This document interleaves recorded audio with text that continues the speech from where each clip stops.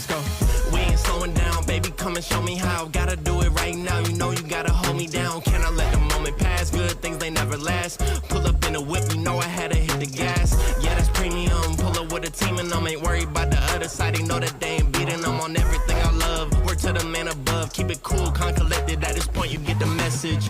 Life is hectic, but we gotta keep it rolling, though. Gotta keep it grooving, keep it moving like we stole it, though. Rolling with the punches, giving hits like we are Interscope. Even though I'm clocking, punching in, I'm independent, though. Staying prayed up, ain't nothing gon' phase us. Ain't never gon' let a lame say what they just made up. I never take a pay cut, we getting what we worth in. I never change the blueprint, cause we know it's really working. Keep on Moving. we keep on moving along. Keep it moving, keep it rolling. No, we ain't slowing it down. Never slowing down, Keep never on moving. moving. We keep on moving along. Keep it moving, keep it rolling. No, we ain't Keep it rolling, keep it slowing moving. We it down. ain't never gonna lose it. Cause we in it for the movement. If I'm lying, then I'm flying. Don't play into their amusement. If we trying, we ain't dying. Never sleep, never. Never sleep, never. The moment that you rest your head, they think they can't compete. If you gotta skip steps, then the plan is not complete. Get your reps in, get your reps in, get your. Never rest on a past success. You gotta love what you do if you tryna be the best. Keep on moving. Moving, We keep on moving along. keep it moving, keep it rolling. No, we ain't slowing it down. Never slowing down, never Keep on moving. moving. We keep on moving Keep along. it moving, keep it moving, keep it rolling.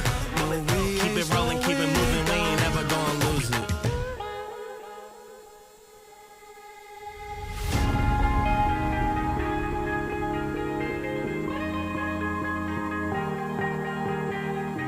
Oh yeah, oh yeah, oh yeah, oh yeah, oh yeah, oh yeah, oh yeah, oh yeah. Hey there, what you drinking? 2 shots, let's pour it up. I know what you're thinking, but tomorrow won't come for us. This life that we're living, ain't never gonna give it up.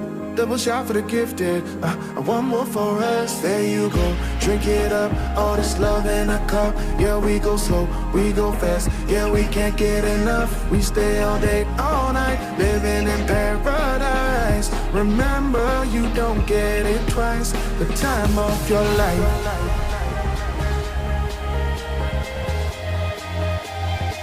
This is the time of your life. Remember, you don't get it twice. The time of your life.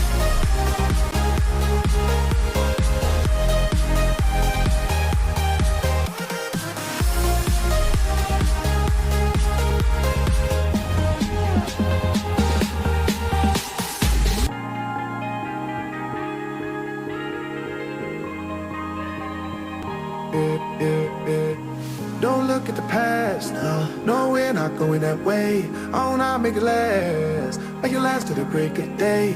No matter what people say, live life in a fast lane. Double shot for the gifted, triple shot for the pain. There you go, drink it up, all this love in a cup. Yeah, we go slow, we go fast. Yeah, we can't get enough. We stay all day, all night, living in paradise. Remember, you don't get it twice. The time of your life.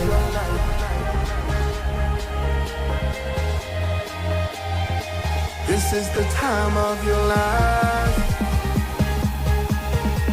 Remember, you don't get it twice. The time of your life.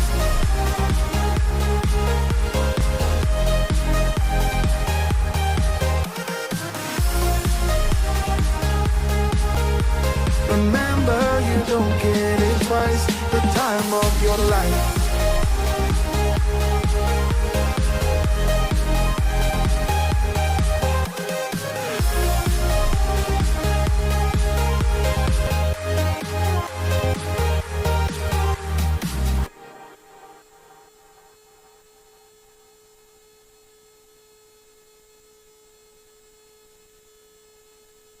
Beck lifted for Lewis. Lewis to the point for Bigstead. Bigstead across to Blair. One-time shot, block it away by Reason. Well set up play there. Getting a good feed and hot coffee. Pushed ahead by Will Barry. Stigman has it. Stigman shoots. Loose puck. There They it is. score! Looked like Reason just couldn't control the rebound and it hit him. Fell down and Looks like he might have swiped it in his own net. Let's take a look at this.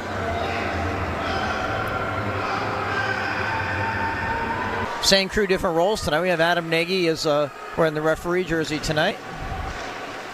Hang on. Trying to look for the gap in between the legs, There's and he a goal. does. He scores on Shook. A quick answer by the Devils there.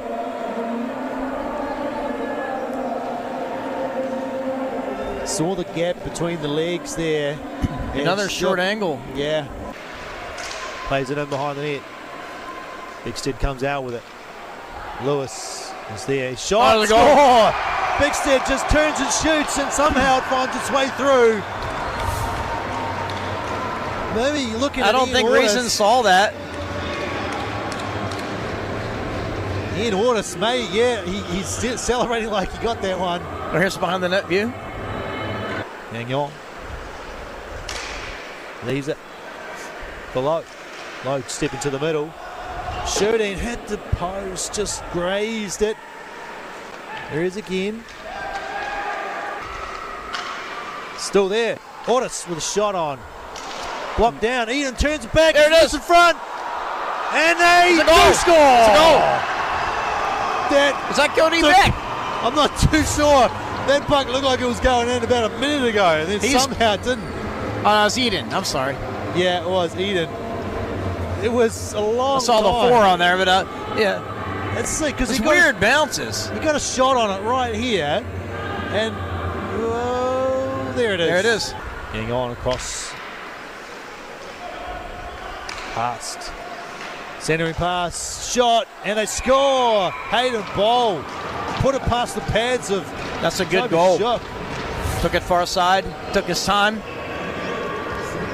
I think he just bobbled it, and that probably paid off for him because Toby moved across, and if that shot had been a one. Morrissey steps in. Nice little pass to Higgins, puts a shot on, follow-up shot, and they score. Michael Morrissey. Off the rebound from Higgins. And the power play successful again. So transition from the shorthanded chance from Thunder, and Canterbury has numbers and beat them up the ice. We've got ourselves a tie game. Pretty good numbers, which is fantastic for ice hockey. It's really gaining momentum and growing in popularity here. Shot, low shot, kicked out by Reason. And that might have been Ian Ortis for the Thunder. Picks it up. Heads up ice. Looks to go through the middle. Cuts to the front. Goes to the forehand. Nice Scores! Joseph Orr. What a nice play. That was all Joe. He just went through the entire team and then scored. Coast to coast. Just faked the centre. Drove hard up the wing. And off the bench. In support of Morgan Blair. Turnover, here's trouble. Numbers, shot, they score! What a goal. Hayden Bull. What a beautiful goal, and that's from a turnover there. Thunder just not being careful with the puck on the exit. And it's up over the shoulder of Toby Shook. What a shot. He made no doubt about it. This is Morrissey with it. And Young step into the middle of the socks. Works it to Morrissey, whose shot is deflected out to the corner. And Stegman. Morrissey's played well tonight. It's taken down. Tripped over his own feet, I believe. Pass up to Morrissey. Morrissey's got some room. Shoots, scores! Morrissey puts the Red Devils in front. Well, there was not much space there. He got that far side low, and it just went past the toe of Toby Shook.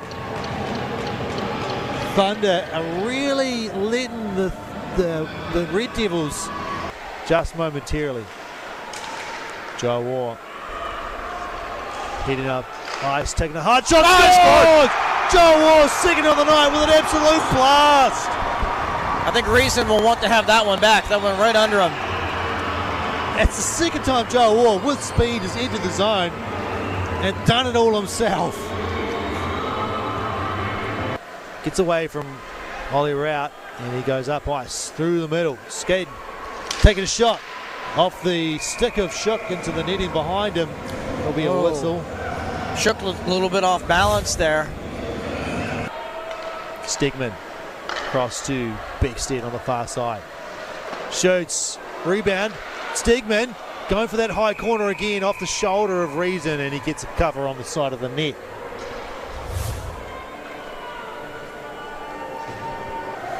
Rebound from Shook. Passed. Back through, back door, they score. What a goal. Pretty play.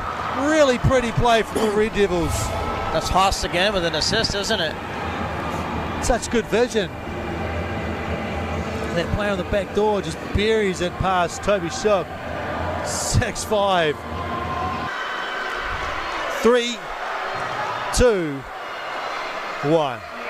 Game over in Dunedin. Red Devils take the win here in game 2. And a thrilling...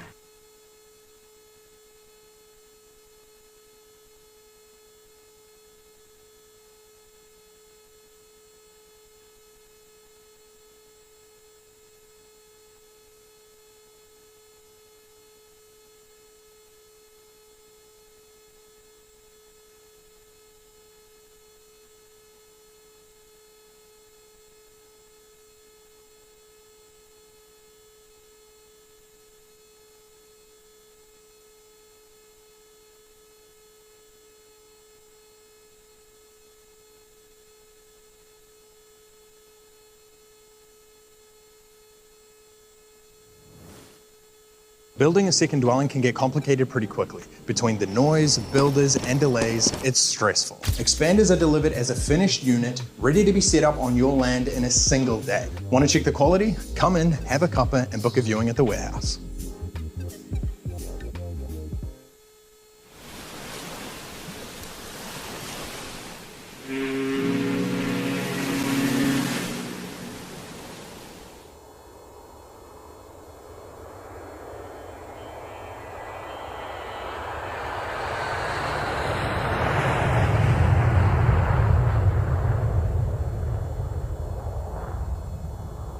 The Red Devils would like to thank Expanders, quality portable and expandable buildings designed for New Zealand conditions. Precision built off-site, delivered ready to use, and transforming on-site. Real space without a full build. Tappan Logistics, proud Christchurch partners of the Red Devils. When your freight has to move, the team at Tappan gets it where it needs to be on time. Happy Scrappy, privately owned, family-run, and New Zealand's largest recycler of used automotive batteries. Competitive pricing, friendly service, and a skip and bin service across the Canterbury region. 80 years on Blenheim Road. Beckford Sports Medicine, keeping you active. From backyard cricketers to elite athletes, Beckford specializes in the diagnosis, management, and prevention of sports and musculoskeletal injuries. Performance Plus Physio, a team of professional physios in Addington and Wigram dedicated to excellence in physical therapy. ACC accredited, no GP referral required. Reform Radiology, advanced diagnostic imaging in Central Christchurch. X-ray, MRI, CT, and the South Island's first private nuclear medicine service across 2 clinics on Antigua and Kilmore Streets. Futaporo, awesome accountants where business success meets championship spirit. Since 1993, Futaporo has brought grit, strategy, and teamwork to clients across Aotearoa. Get on the team, play to win.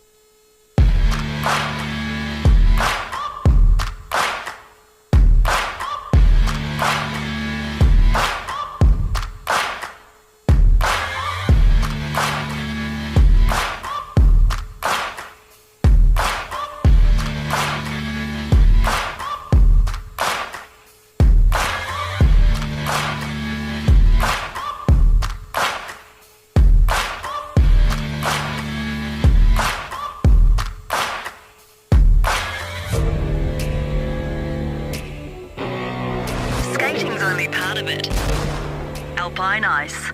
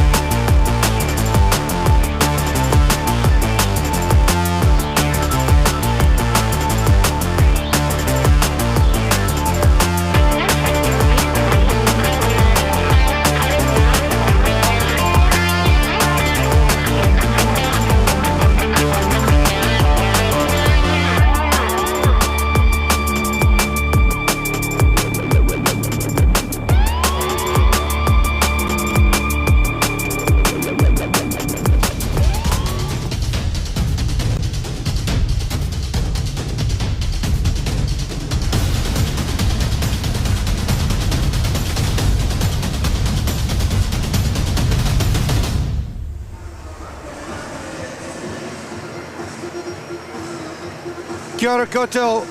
Welcome everybody to the sold out Alpine Ice Sports and Entertainment Center. My name is Matt Chavez, here with Dan Nichols. And Dan, we've got a fantastic 2 games of hockey ahead of us today. Indeed we do, and as you said, Matt, you can see there on the stream there's people already wrapping around the boards, and we're still probably a good 5-10 minutes away here from puck drop. But yes, the car park was pretty packed and people were lining up from early today, so great to see. Everyone is here for a couple of hopefully really good games of hockey. It should be a couple of good ones, that's for sure. They were a couple of weeks ago, and we can talk about that in a little bit, but you know what? How about we just get right into it? So we've got a 2-game series here after a 2-game series. The Red Devils played in Dunedin 2 weeks ago on the Friday and the Saturday, so 15 and 14 days ago. They split the series. They lost the first one, won the second one. And no less than 4 goals were scored by each team both nights. 6-4, 6-5, if I recall. And it's a very evenly matched up series.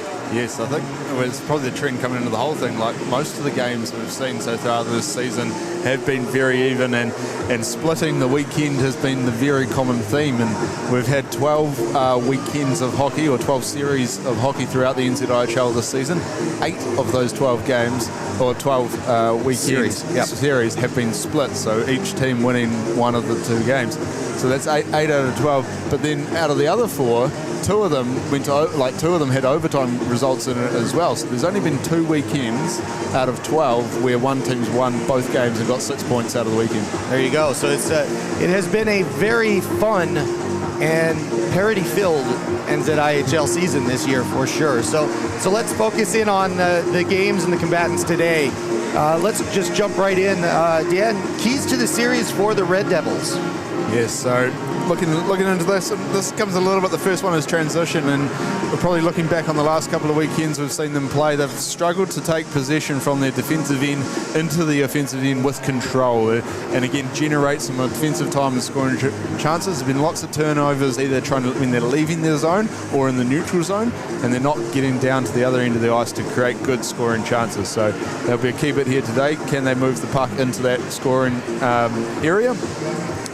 Next one is discipline. Probably the last home weekend here against the the pure NZ Admirals. Yes. Well done. Emotions started to heat up a bit, and then they were playing some good physical hockey. So they still need to play physical hockey, but they need to make sure they keep their emotions in check. They're coming up against the top power play unit with the Dunedin Thunder this weekend as well, so they really don't want to be spending time in the penalty box this weekend.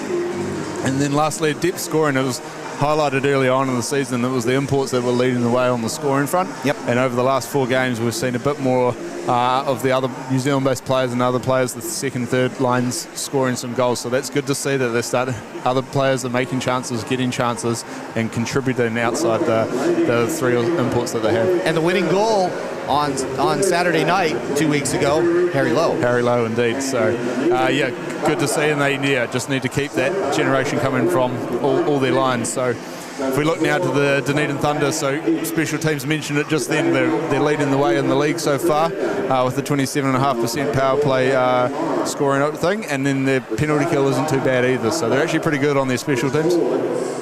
Big minutes.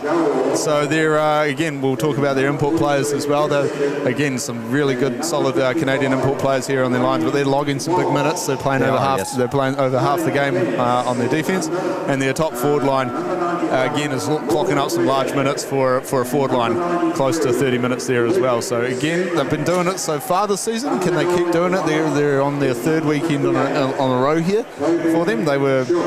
Red Devils had a week off last weekend, but they went down to play the Sky City Stampede.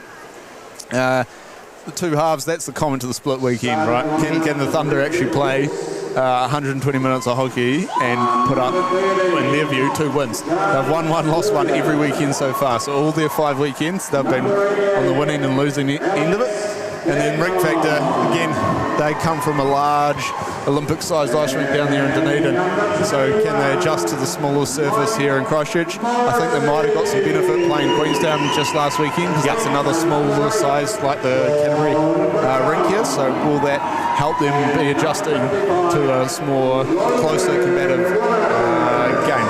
I think you've wrapped this one up very well. That is a lot of information, but all of it is important on this. So I think what I want to do here is I want to jump into some stats, and it's just a very interesting thing that I kind of picked up on when we looked at this. So if we look at the Friday chart from 2 weeks ago, so it says shot map, but these are actually where the goals were scored.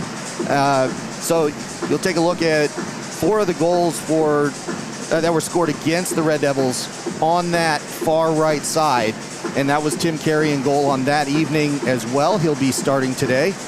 And interestingly, again, Dunedin up close. If we go to the Saturday one, though, we switch that over, then you start to take a look at, we believe that Moore is starting, Shuck is starting in goal, not Moore.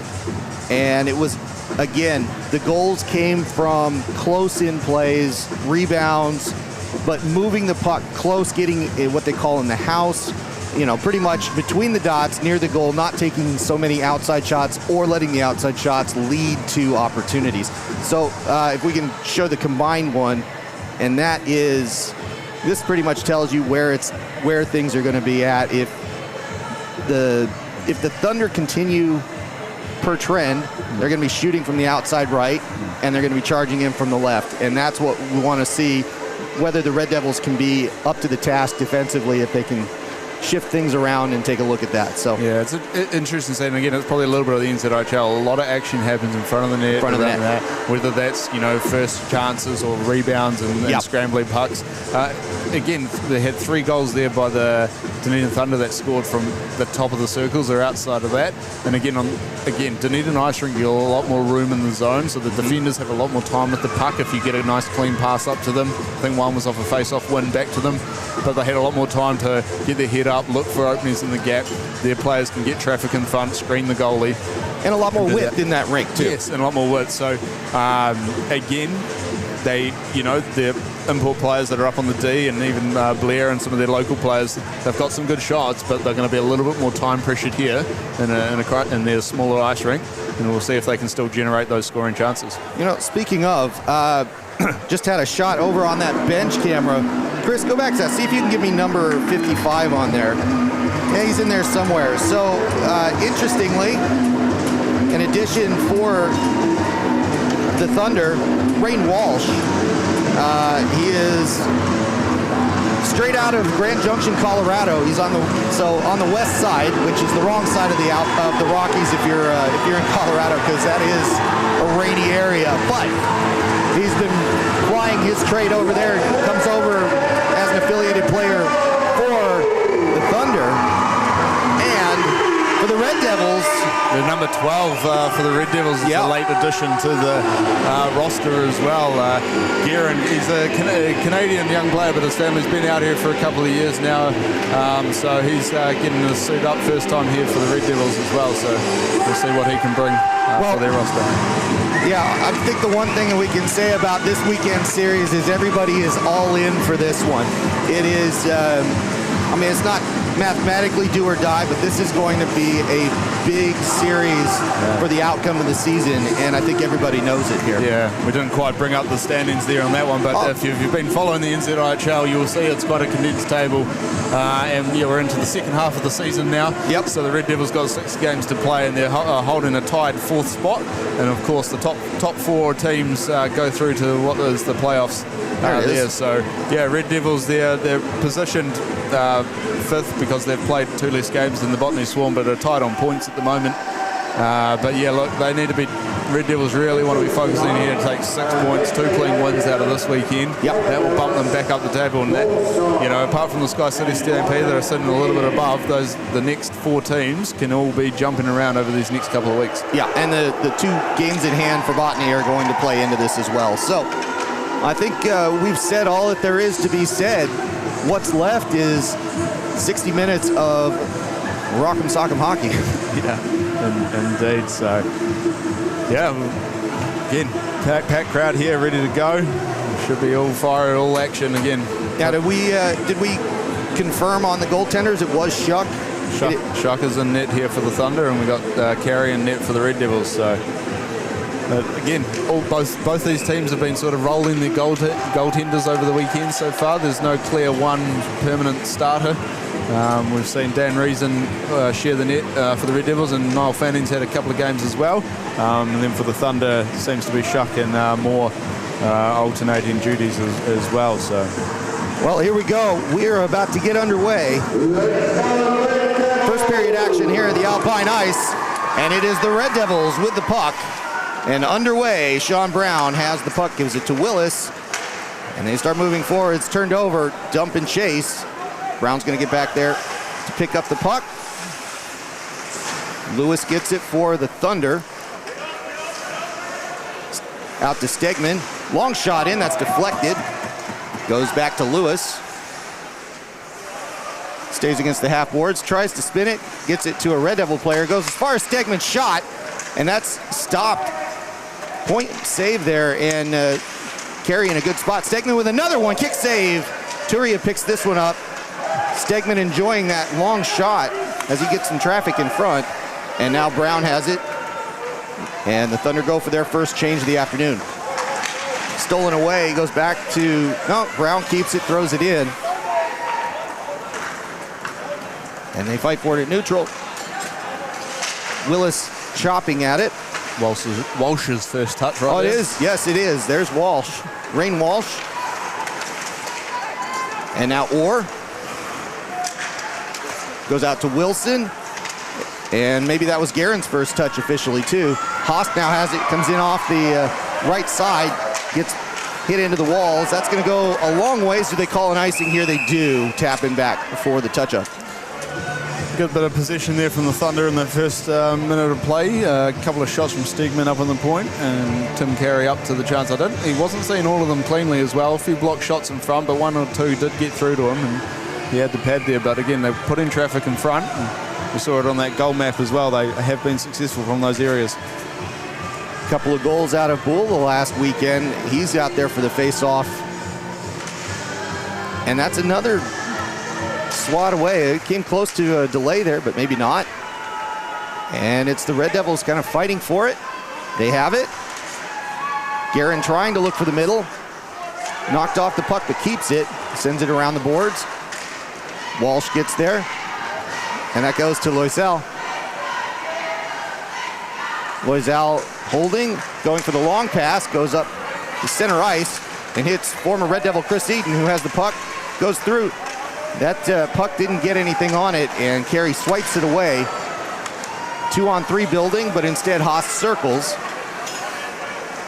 Holds up, goes through the middle of the ice, dump and chase, and that's stopped by Shuck as that was on target, and we get an offensive zone face-off. Chris Eden's no stranger to flying high in the neutral zone on a breakout. And again, Loisel and Stegman and probably Blair as well got some good passing there in the back from the Thunder, so Red Devils need to keep an eye on that and make sure they shut down any of those opportunities. Gallagher loses that one, goes, I think it was it Boniface that got that one out? Goes in front. And Dan, we'll have you take over here. All right, as that Hans pinching him from the point, but misses his players, and it goes back down. Tim Carey now coming out to play. Hopkins settles it down behind the net. And up to Reese on the half boards. Plays it through the neutral zone, goes through everyone to Higgins on the far side with Gallagher driving the net. And he drives in indeed into the net there, and Shuck wasn't too happy about that, but we play on as Gallagher feeds it to no one in front. And Thunder now settle it down through Blair. Yeah, it looks like we're missing our scorebug feed. We'll fix that here in just a minute. Hands knocked over. They leave that one alone. And with 17 minutes to go here in the first, a continual offensive chance here for the Red Devils. That one's going to go to Morrissey between the legs. That was fancy. Goes into the slot, but it's the Thunder taking it over, going for a change, giving it to Brown. And they've got new skaters on the ice. Gagnon up the right side, looking shot. That goes high and over the glove, hits the glass and comes back out to neutral. Brown collects it again, gives it back to Willis, sends it forward.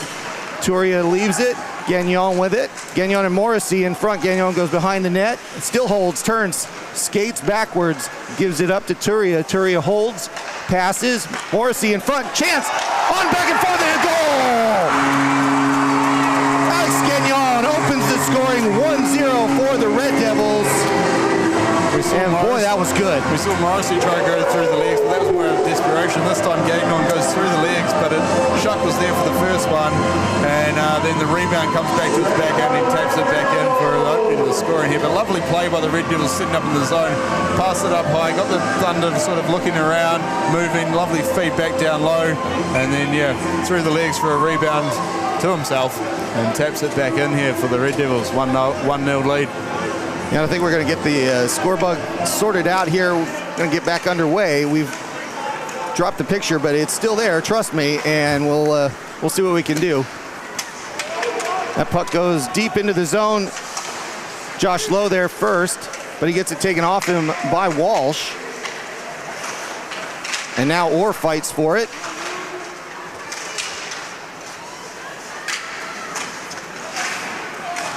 Right in the middle, Hinari gets to it just in front of the blue line. And that gets sent out to Wilson. Eden dumping it in. They go deep. And there's Tappan collecting it for the Red Devils. 1-0 the score. 15 and a half minutes to go here. And that's shot in deep by Harry Lowe. He's going to come off the ice and leave it for Josh. Goes around the corner. Joel Keocope with the body there, takes the player off the puck. Haas can't hold on to it. Thunder 2-on-3 here. Loisel with a shot, glove save, and a whistle. So interestingly, Loisel was the player on the Friday that ended up taking the game misconduct penalty, which was an interesting, don't remember exactly the details, but he was out for the weekend because of it. It was a high-sticking one. Again, it was a little bit of frustration. I think the Canterbury players getting under his skin, and a little bit of retaliation there. Caught the Red Devils player high, and they made him sit a game after that one. We'll sit the rest of that game and the next one. Hands to Haast.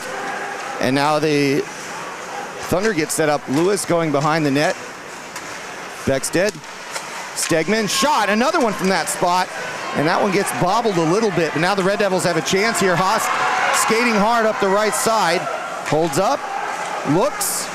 And gets it taken off of him for a moment. He fights to get the puck back. And now Thunder have it. Audis coming in. 2-on-2. 3-on-2. Stegman with a shot. Puck goes between. Chance there. And no goal here. It was waved off a player. Net came off, and it's been called that the Thunder player was the one knocking it off rather than the Red Devils player, because if the Red Devils player knocks it on, there is still a bit of tolerance to play on, and if the puck goes in where the net should have been. But it was deemed that the Thunder player was contributing to that net coming off. Yep. And so that one got whistled down. And we're trying to get that back up on the screen here for you. We're just waiting for a face-off. You're not missing anything. And it'll be Gagnon and Barry to take this one at the offsides dot. Whistle there. I'll try that again. Too many players too close. Chris, I'll come down there in just a minute and help you out. Barry wins that one, but gets it to Morrissey. Now to Turia. Red Devils have this one. 3-on-3 if they hurry. Turin throwing it in. That's a kick save. Good body hit there, and the Thunder take control. Played by a high stick. Turned around. Shot. That was a little too high by Morrissey. And, ooh, that one's near us. That one flipped all the way up. It didn't hit any of the railing. Barry's going to get there first. No icing. But it is Willis that makes contact with it first. Now Morrissey into the corner. He's sent to the other side. Loisel to Blair. Blair with a high shot post. And that's iron being kind to the Red Devils. Turia with it, takes the zone. He and Gagnon come in at the same time, and now it's turned backwards. Willis sending it back to his defensive mate Brown. And Higgins throws it in. Thunder have it now.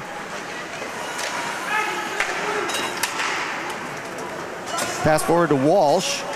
Brown waiting to turn. He gets the puck first. Good move there. And that's sent around the kick plate to Reese. Reese coming out, 99th game in the NZIHL. Glad to have him back. That stays in the zone, but Higgins has it now. Comes out to neutral. Turned over. Eden comes in, then holds up. Gives it to Boniface. Boniface with a low shot, deflected, goes up over the net. Stays in play. And a good hit there, and we're going to get a stop in play. And net again coming off, but this time Red Devils, so they... No substitution there. Yeah, won't get a change or an option for a change, so... and they'll sort that back out and make sure the players are staying on. And then, so it's good to see so far. A bit of a threat coming from the Dunedin Thunder. From up top, they're cycling the puck up high. I thought maybe on the smaller rink they might not be able to achieve that so much, but we saw a shot earlier. I think it was Ortis in front with a nice tip, but Tim Carey covered it up. There's now a defensive zone face-off. Gallagher up here to take it against Ortis. And there's one back by the Thunder. Beckstead throws it in on net. Tim Carey steers that corner.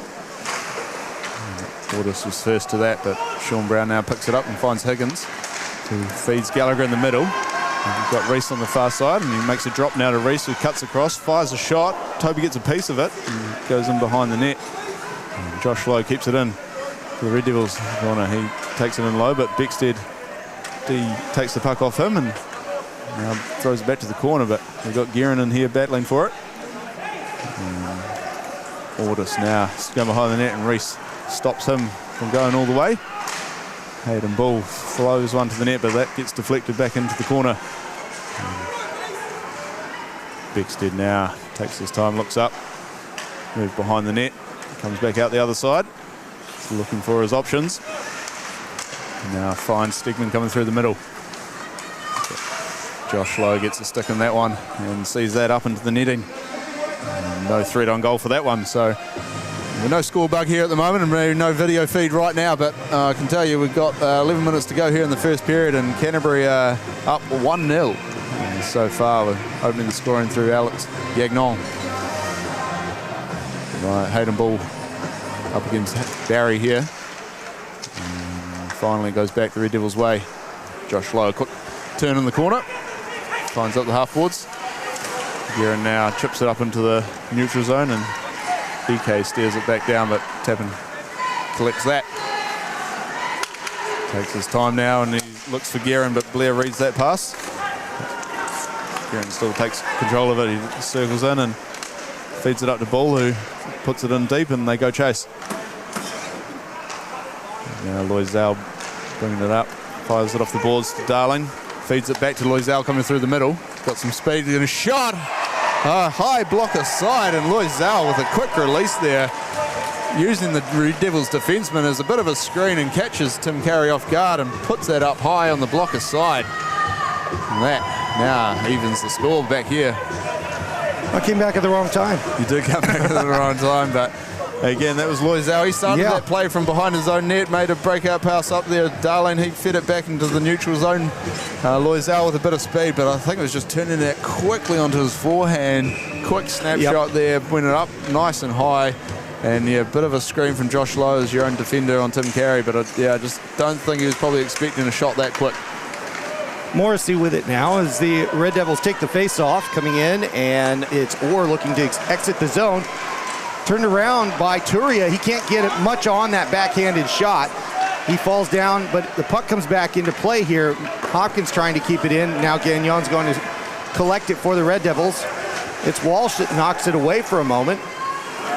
Good play there, but now Gagnon with it. Skates through, gains the zone, 3-on-5. Shot from the side, goes the other side, goes to Hance. Hance walks in, takes the shot, deflected off Shins, coming in front, and the goal mount comes off again as Hance collects it. And this will be, I believe, at the offside dot. Yeah, Gagnon there getting up close with the net down that end. So when you just see here, they got Walsh pairing up with Joe Orr and Chris Eden. Obviously those two names are familiar to Red Devils fans. Chris Eden, obviously a long-time Red Devils player with 16 years for the for the club, and Joe Orr had a 3-year stint a few years ago here for the Red Devils, so they're about now back. Well, Joe had previously played for the Thunder. He's back down there. Thunder sweep that one in. It's Audis chasing, but Willis getting there first, lays the body, and he hold on to the puck. He's fighting for it. Turn back to Beckstead. Back to Stegman. He passes it low again. Beckstead cycles, comes through the slot, takes the shot, glove save, and a hold by Carey. And again, threatening there where he gets time and position with the pucks to move into a pretty good scoring chance there.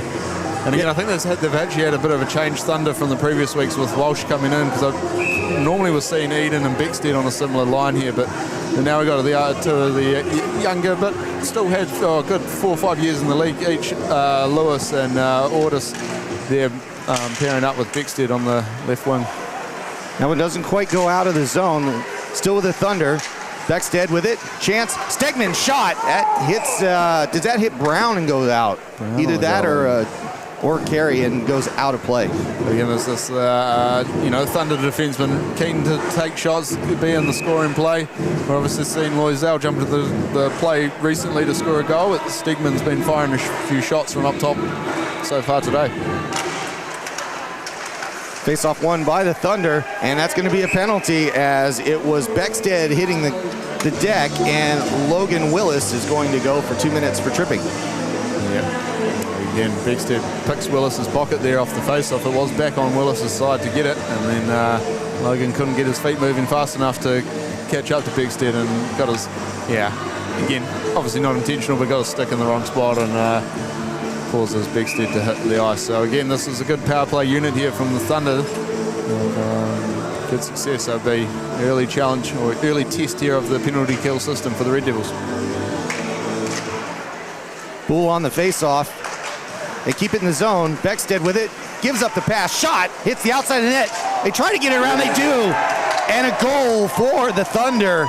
They take the lead 2-1 on kind of a wraparound rebound chance. Yeah. I don't know if I saw the exact time on that one, but maybe no more than 5 seconds. But yeah, great, again, first opportunity, great pass across for a one-timer shot, went behind, just missed the net, went behind, and I think Audis was there to try and wrap it, stuff it home. First attempt doesn't go, then he banks it off Tim Carey and puts it in. Yeah, Loisel with it. Another goal, and he's back out there on the blue line. 2-1 the score as the Dunedin Thunder take the lead. And, we should have said this earlier. You and I talked about this, but we were saying this was going to be a high-scoring affair. Yes, indeed. Again, the last time they faced, it was at least 4 goals a side, and I think if you looked at goalies' goals against average, they're in that 4 to 5 mark as well. So, and that one comes in just offside, as Gagnon tried to straddle the blue line on that one, but the puck went in just a little bit. And they'll have a face-off at the offside dot. They'll go right back out and go to work. Gagnon with a walk through, but the puck stays with the Thunder. Going to come in the zone, taken away. Giving up for a moment. Now Gagnon gets it back. Good move through Blair. Gagnon with it. Gagnon shot right in the gear. That puck was a big rebound, but Shuck wasn't aware where that was. Sitting right in front of him. Yeah, it hit him pretty squarely too. Morrissey comes in onside looking for a pass. Triple teamed up there, but he gives it to Haast. Haast, the far and away the assist leader for the Red Devils. The tap in, low shot. That's kicked away. Goes to the backboards. Loisel trying to get rid of it. Does exactly that. Will not go for icing, but they're going to get people off the ice, and it'll be the Orr, Eden, Wilson line back out for the Thunder. They pass that forward. Morrissey gets it, but it was a little behind him. Walsh sending it forward. Eden trying to get it back to Walsh. Now it gets bounced out. Won't go the distance, and it'll be Hurring. Max Hurring with it, trying to get that out. Orr on the no look. Gets it to Eden, back to Hurring. Low shot in, doesn't get through. Walsh sends it behind to Eden. And now Josh Lowe trying to get that puck away. He and Gallagher fight for it, and they get a whistle here. Not sure.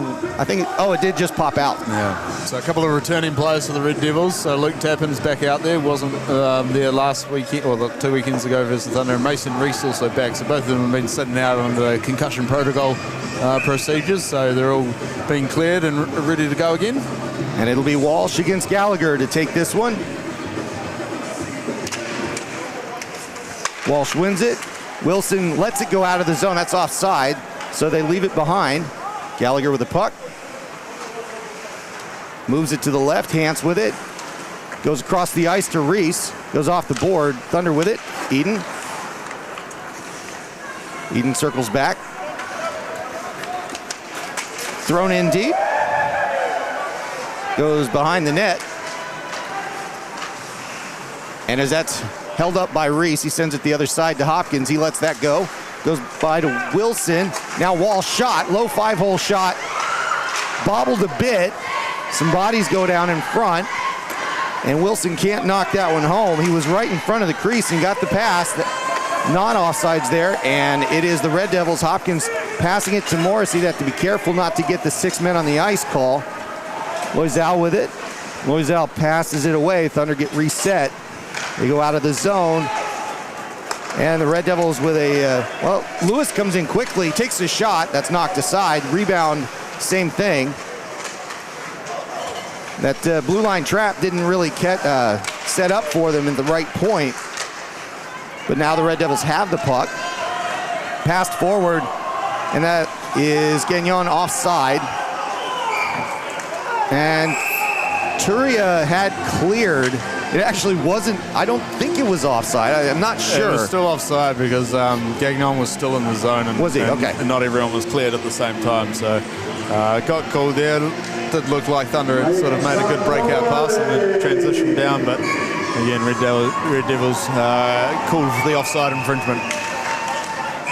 Good quality control as per normal. And another face-off being asked for by the referee. Thank you for that, Dan. You're always here for that. Yeah. Clarifications left, right, and center. Probably because I need them a lot. Sometimes. Yeah, no, more than that. Bull wins that faceoff. Good turn there. And the Red Devils hold on possession. They get it out to Brown. Now Haast. Haast gets his pocket picked by Beckstead for a moment. Haast races back into the corner, passes it out. And it's Willis going behind the net, trying to get that one out of the zone. Can't do it. Left behind for the Thunder. Shot post. Just on the outside there. It was shot by Ian Audis on that one. And now Gagnon sending it around the boards. Rims it in, and Bull can't get there in time. Comes out, I think, but... On that one, that was number 12, Guerin, rimming that one in. Oh, there you go. So, got to pay attention to these things. It is Guerin out there. Thank you. And speak of the devil, I guess that's the most appropriate thing to say there, right? Brown with a good move, takes a shot. Low chance, goes off the padding, but a great individual move. And I don't know if the light went on for sarcasm, but one of the Red Devils was definitely inside the netting. Dan, what do you see from that position? Yeah, Harry Lowe trying to cause havoc around the net, but the Thunder player was definitely marking him and took him into the net area there. So it was the defensive player causing a bit of disruption there by taking Harry Lowe in and then almost pinning him in there. As Sean Brown did make a nice move to get around his defender, but Toby Shuck saw away that first shot. Well, let's not get started on the light bulb behind that net, shall we? Oh, yeah, it seems a bit sensitive at times compared to the last few weekends we've had here. Henare to Lowe. Henare wins that face-off, but it's the Thunder that send it around. Darling can't get to it. Keo Cope holds on to it. He's harassed, gives it up. Tappan with a no-look pass to Lowe. Gets it out of the zone, but it's Barry bringing it in quickly. Henare flipping it out. And then sent back behind the net for Carey. Red Devils with it. And they look to break out with fresh Thunder players out on the ice. Lowe bringing it in. Good spin move there. He gets plowed into the boards. Arms stay down. Orr with it. Walsh coming through with a lot of speed. Tries to pass in front to Eden. Eden gets his stick lifted at the perfect time for the Red Devils. And that puck doesn't go through as it was shot, but knocked down quickly. Goes out with a shot, same spot again. Why not? And they fight for it. It's under carry, and Gagnon's got it now as he digs it out. 1-on-2, goes over the blue line, move. Oh, and what a chance there. Just missed the goal mouth. Gets the puck back in front. Another one, and another hit right in front. Delayed penalty on that one. That was going to be interference against Chris Eden. Yeah, it was Turia going down, or Morrissey going down. Shot there, 6 on the ice, but that's the whistle there. And we'll get a 2-minute call against Chris Eden, I think it was. And what are they going to call officially here? Indeed, we'll wait for the signal. We've got a cross check being signaled, but yeah, Chris Eden hustling back there to get in front. It was a dangerous pass in front, and did probably all he could do to try to disrupt that, but commits the offence in the doing. So now we go for the chance for the Red Devils to have a go on their power play. Yeah, that's certainly one of those penalties that is neither an accident nor a bad penalty. It's just in one of those spots where you've got to eliminate the player there, and it takes the 2 minutes. Trust your PK to do the job here. And now Haast has it. Passed into the boards. Gives it to Lowe. Sends it back. Morrissey. Bull. Sorry, I said Lowe. It's Bull. Back to Morrissey. Bull. Again to Morrissey. Morrissey with a quick one, a shot to goal. Oh, that's pretty. So good. The hands, so sweet. Let's see that one again. 2-2 the score. Yeah, lovely little back and forward. Bull and Morrissey here, but let's move to the middle. Again, lovely quick movement. Shuck couldn't get his stick on to disrupt it, and the Thunder defender couldn't get their stickle body on it, and Morrissey, lovely little quick movements in tight to the body, gets it through, pulls it through, and just puts it far side. And again, I was about to say the Red Devils power play isn't too bad either. I just said at the start of the game the Thunder power play is the top one in the league. Well, Red Devils is second. So yeah, it is one of the better situations for them. The special teams has been much improved this season for the Red Devils. And 1-2. So stay out of the box is the rule here. And we're back to 5-on-5. It's Barry with it. Lozal with a shot. That was deflected. Dangerous one there. Brown trying to remove his player. And it was Barry causing all that problem. Lozal with a low shot. And do we think that it is in the gear? It is. And Carey gets a face-off here. Again, Dunedin Thunder here are making use of this smaller ring in the space. Yep. They're getting a lot of clean pucks up to their defenders, and they're getting some good chances, or good attempts with bodies in front, looking for tips, deflections, or the second chance or the rebounds. We've seen a few shots probably go wide of the net, which obviously hasn't facilitated those chances, but they're getting some clean puck for those shots. I got a thought on that. We'll get back to it after we call some action. Lewis sends it behind to Beckstead. He can't hold on to it. Brown's got it. Passed forward, 3-line pass up to Haast. He charges in, can't get a shot off. Good hit there by Herring. And now Audis fights for it. Again, Guerin's got it. Now to Willis. Willis sends it low. Bull's still out there. Pass through the crease, but that's turned over. Beckstead 2-on-3, 2-on-2 if he hurries. He's got Lewis waiting at the line. They come in. Beckstead shot. Oh, and it's just mishandled there by Audis. He had an open net. And Blair sends it back in. Beckstead coming in on that side shot. And a good stop, knocked straight down. And a face-off coming by Carey. So what I was going to get to, Dan, was the defense for the Red Devils kind of getting sucked in towards the goal, leaving somebody out high to shoot. And that's allowing a lot of this offense for the Thunder. Again, it's a balance on your defensive system, how your wingers or your forwards, how low you want them to come or how high you want them to stay up against the Thunder. Again, Lozal gets it taken away from Morrissey all on his own. Morrissey, chance, shot, and that's knocked away. Shuck with a good defensive stop. And good defense by Blair as well. In front chance, again, another one kind of through and pinballs. Garrett, a side tap in, and Gagnon scores on the rebound. 3-2, Red Devils. This action goes here for the packed out crowd here at the Alpine Ice Sports Arena. Rebound comes up to Luke Tappan, fires one in, but again off the pads of Shuck, and none other than the top goal scorer for the Red Devils, Gagnon, sitting there at the doorstep and puts that home for his second of the night so far, and we're still in the first period. Yeah, and an observation, not a bad thing, but a lot of puck watching by the defense in that particular situation, allowing for some room for Gagnon. A bit surprising. You'd think that the Thunder would kind of close him down, but he was wide open and closed it out. Yeah, I think it's the challenge when you're at pucks, and again, we had a bit of puck movement there. There was a shot coming from one angle, rebound, it went out to the blue line and back, and again, it's that the change of direction in puck, the change of location in puck. As a defensive unit, you're swiveling your head, you have that opportunity, or the chances occur for losing the coverage, like what we just saw. Yeah, Bull gets it away, but it goes to the Thunder. Ike losing his stick, but getting the puck deep, and now Low with it. Guerin passing across ice, goes past Barry. Low to chase that one down. And Tappan's going to go get this one for an icing. Yeah, we've still got just on a minute 30, or just under a minute 30 here to play, and we're 5 goals already into the period here, so yeah, a lot of action for the crowd. Red Devils holding the 3-2 lead. And we get a chance here with an icing committed by the Thunder.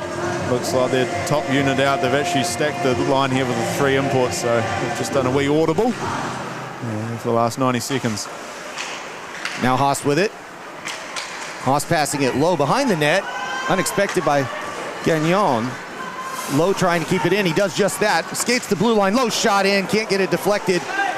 Another player going down there. Eden taking somebody down, and that is going to be the call from behind.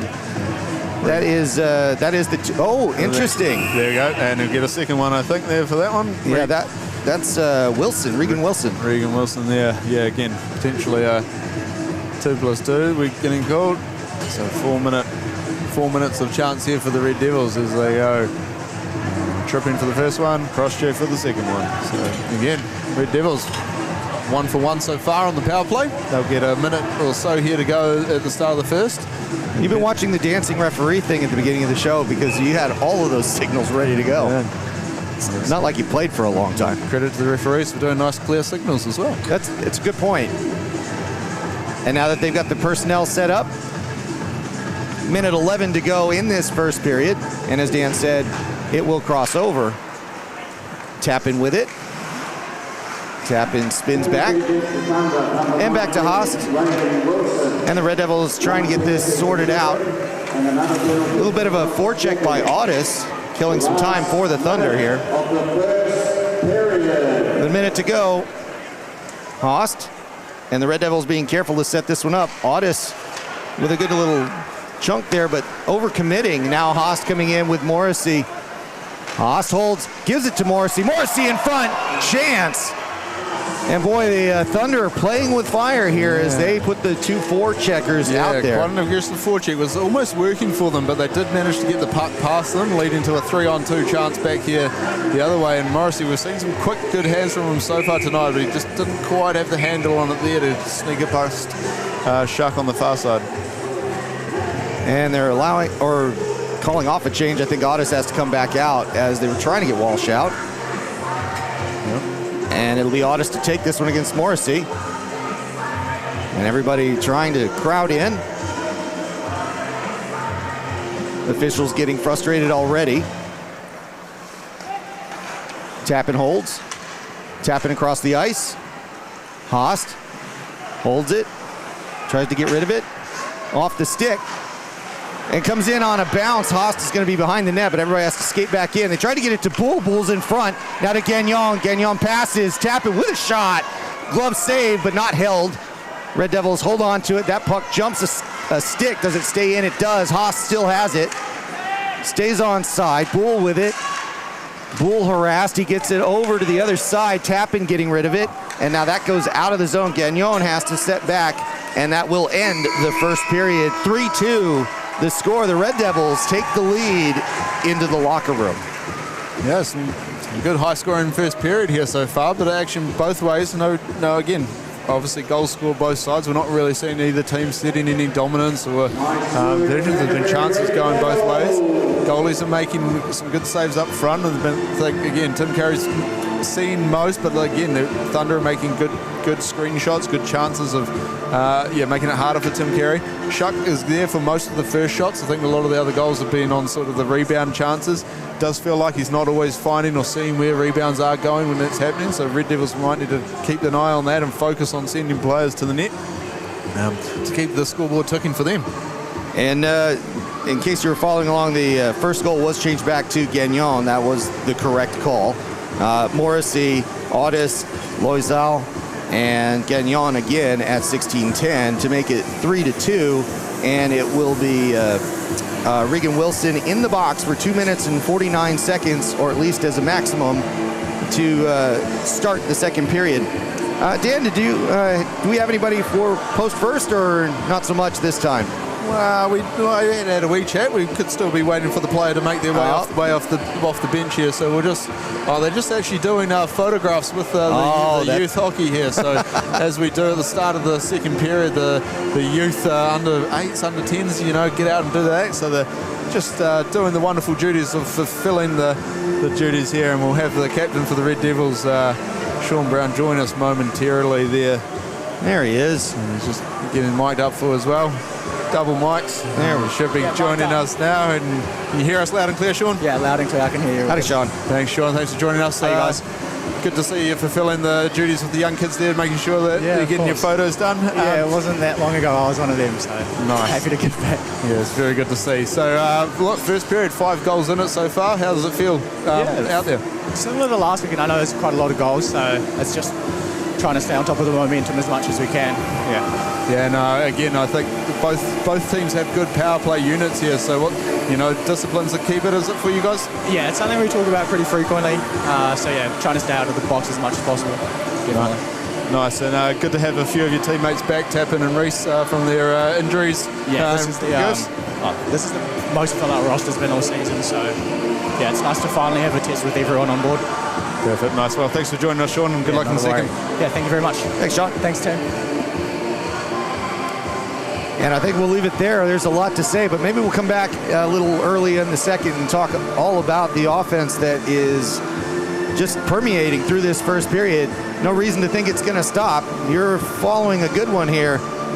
It is 3-2. Red Devils on top of the Dunedin Thunder. We'll be back in about 10 minutes. Thanks, everybody.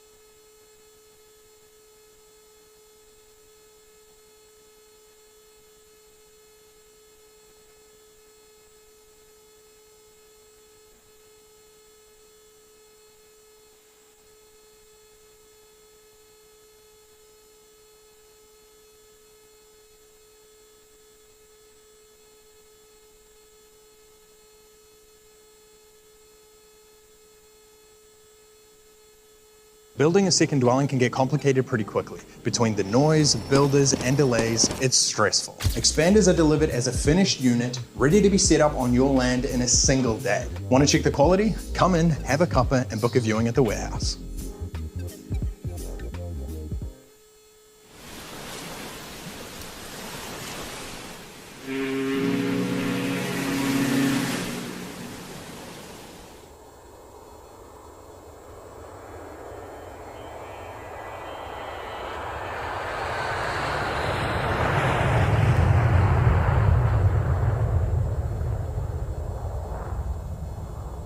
The Red Devils would like to thank Expanders, quality portable and expandable buildings designed for New Zealand conditions. Precision built off-site, delivered ready to use, and transforming on-site. Real space without a full build. Tappan Logistics, proud Christchurch partners of the Red Devils. When your freight has to move, the team at Tappan gets it where it needs to be on time.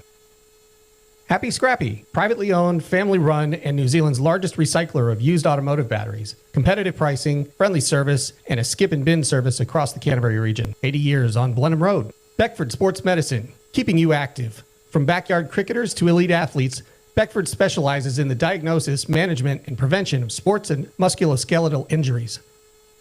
Performance Plus Physio, a team of professional physios in Addington and Wigram dedicated to excellence in physical therapy. ACC accredited, no GP referral required. Reform Radiology, advanced diagnostic imaging in Central Christchurch. X-ray, MRI, CT, and the South Island's first private nuclear medicine service across 2 clinics on Antigua and Kilmore Streets. Futaporo, awesome accountants where business success meets championship spirit. Since 1993, Futaporo has brought grit, strategy, and teamwork to clients across Aotearoa. Get on the team, play to win.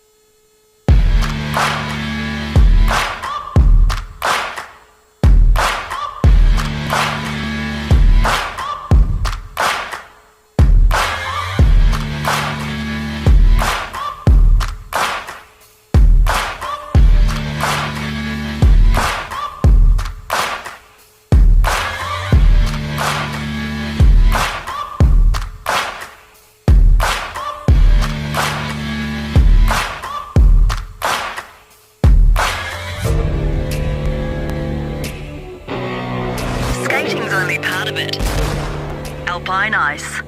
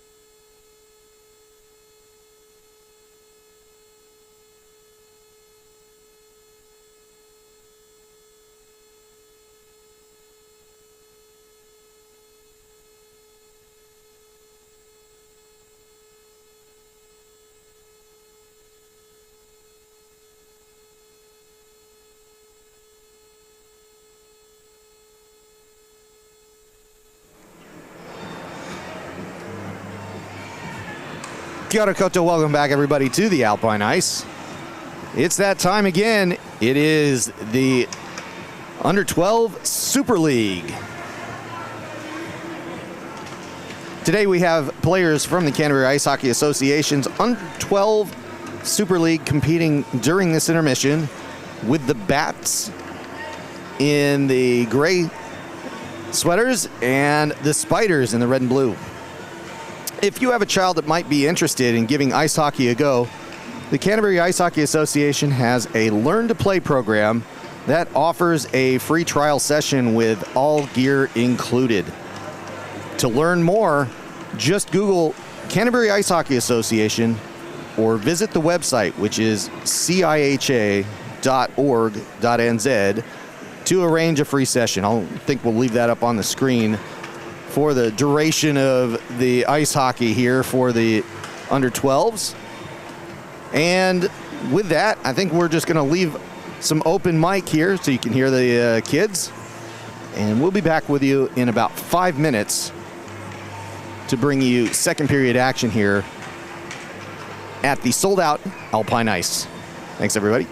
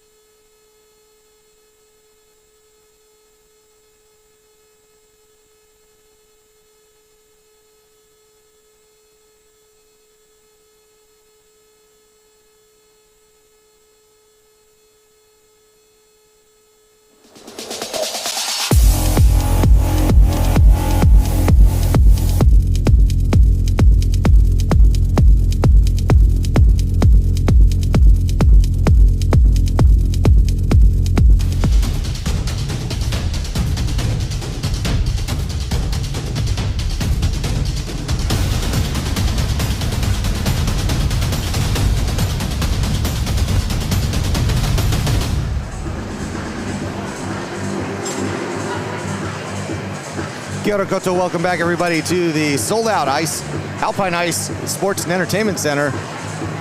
I'm Matt Chavez, here with Dan Nichols today. We've got Team Stripes out on the other side, ready to go here for the second period, and the club's back out on the bench. Dan, this was offensive, this first period. Was indeed. 3 goals for the Red Devils and 2 for the Dunedin Thunder. It was interesting to see that all the Red Devils goals were scored all around close into the net. Really close plays. It was either good hand movements by Gagnon and Morrissey, moving quick pucks around almost through their legs as well at times to get the puck to the other side of Shuck, or get their own rebound for in the case of Gagnon. And their third goal was the longer shot from Tappan from the point where Gagnon was waiting there for the rebound. So again, Red Devils generating their goals from in close. Dunedin Thunder had one of each. One nice shot from Loisel from up in his own attack, and the other one was a rebound, backdoor rebound by Ortis. And here we go underway, second period action here at the Alpine Ice. Power play opportunity for the Red Devils. Yeah, that's a good reminder. 2:40 something at the start of the period here. And Gagnon with a shot off the glass, goes to Haast. Haast holds halfway up, sends it low. Gagnon back to Haast. Haast walks in a little bit, backs out, whiffs on the pass, now gets it only as far as, I think it was Beckstead there. And that goes the length of the ice, but it's Audis that's going to get there first. It would have been icing anyways, obviously, but... Penalty kill, Matt. Penalty kill. That is, oh yeah, I know. That one I didn't, I did actually know that one, but that's going to go around to, nope, Hurring's going to leave it alone, and now the Thunder come out quickly. We don't want to see anything on the power kill, but it's a 2-on-1. Walsh gives it up, shot. Light comes on, but there was no goal. Once again, don't really pay attention to that goal light anymore. I don't think it's something that, well, we won't call it fully reliable. We'll do our best to call them, but the Red Devils come back in the zone. Gagnon walking in, shot, kick save into the corner. Gagnon gets it back halfway through, and then he holds it in. It stays onside, but Turia is going to have to go chase that one down. Minute 27 to go on the double minor. And that's Sean Brown holding it behind the net. Beckstead on the forecheck, along with Audis. Again, 2 players back. This is what caught him last time. Brown with a shot, low chance, 5-hole, covered up by Shuck. Yeah, so far, Dunedin Thunder holding strong. Good, yeah, penalty kill opportunity there for Stegman, but Timmy Carey saves them here. And we don't see a lot of the second power play unit for the Red Devils. Usually it's the first power play unit either staying out for most of the power play time or scoring a goal. So let's see how the second unit sets up. Reese wins that faceoff, goes back to Brown. Brown sends it low, goes to Reese again. He passes, goes back to Brown on the triangle here. In front, chance, redirection, and a good chance for Reese. Reese goes down, and now that's turned to the other side. 2-on-1 coming the other way. Audis with it. Audis on his own, in front once again. Big save. Good save there. And that goes back to the Thunder. They go for a long pass. Beckstead left alone, but he's going to press to the outside. 38 seconds to go on this power play. Thunder kind of bossing it for a little while here. Now a 3-on-3 as the Red Devils come in the zone. Turio with it, passes it, gives it to Willis. Willis out there on the PK, takes a shot. Knocked down, goes as far as Josh Lowe. They don't know where it is. The puck goes behind. Audis again coming in over the blue line. That's the third time. Another shot. Good save. And Carey with the defense again. 2.5 minutes of back and forth. You wouldn't know that there's an extra Red Devil out there at the moment. Audis with the turnaround shot. Not stopped. It's penalty killed. Well done.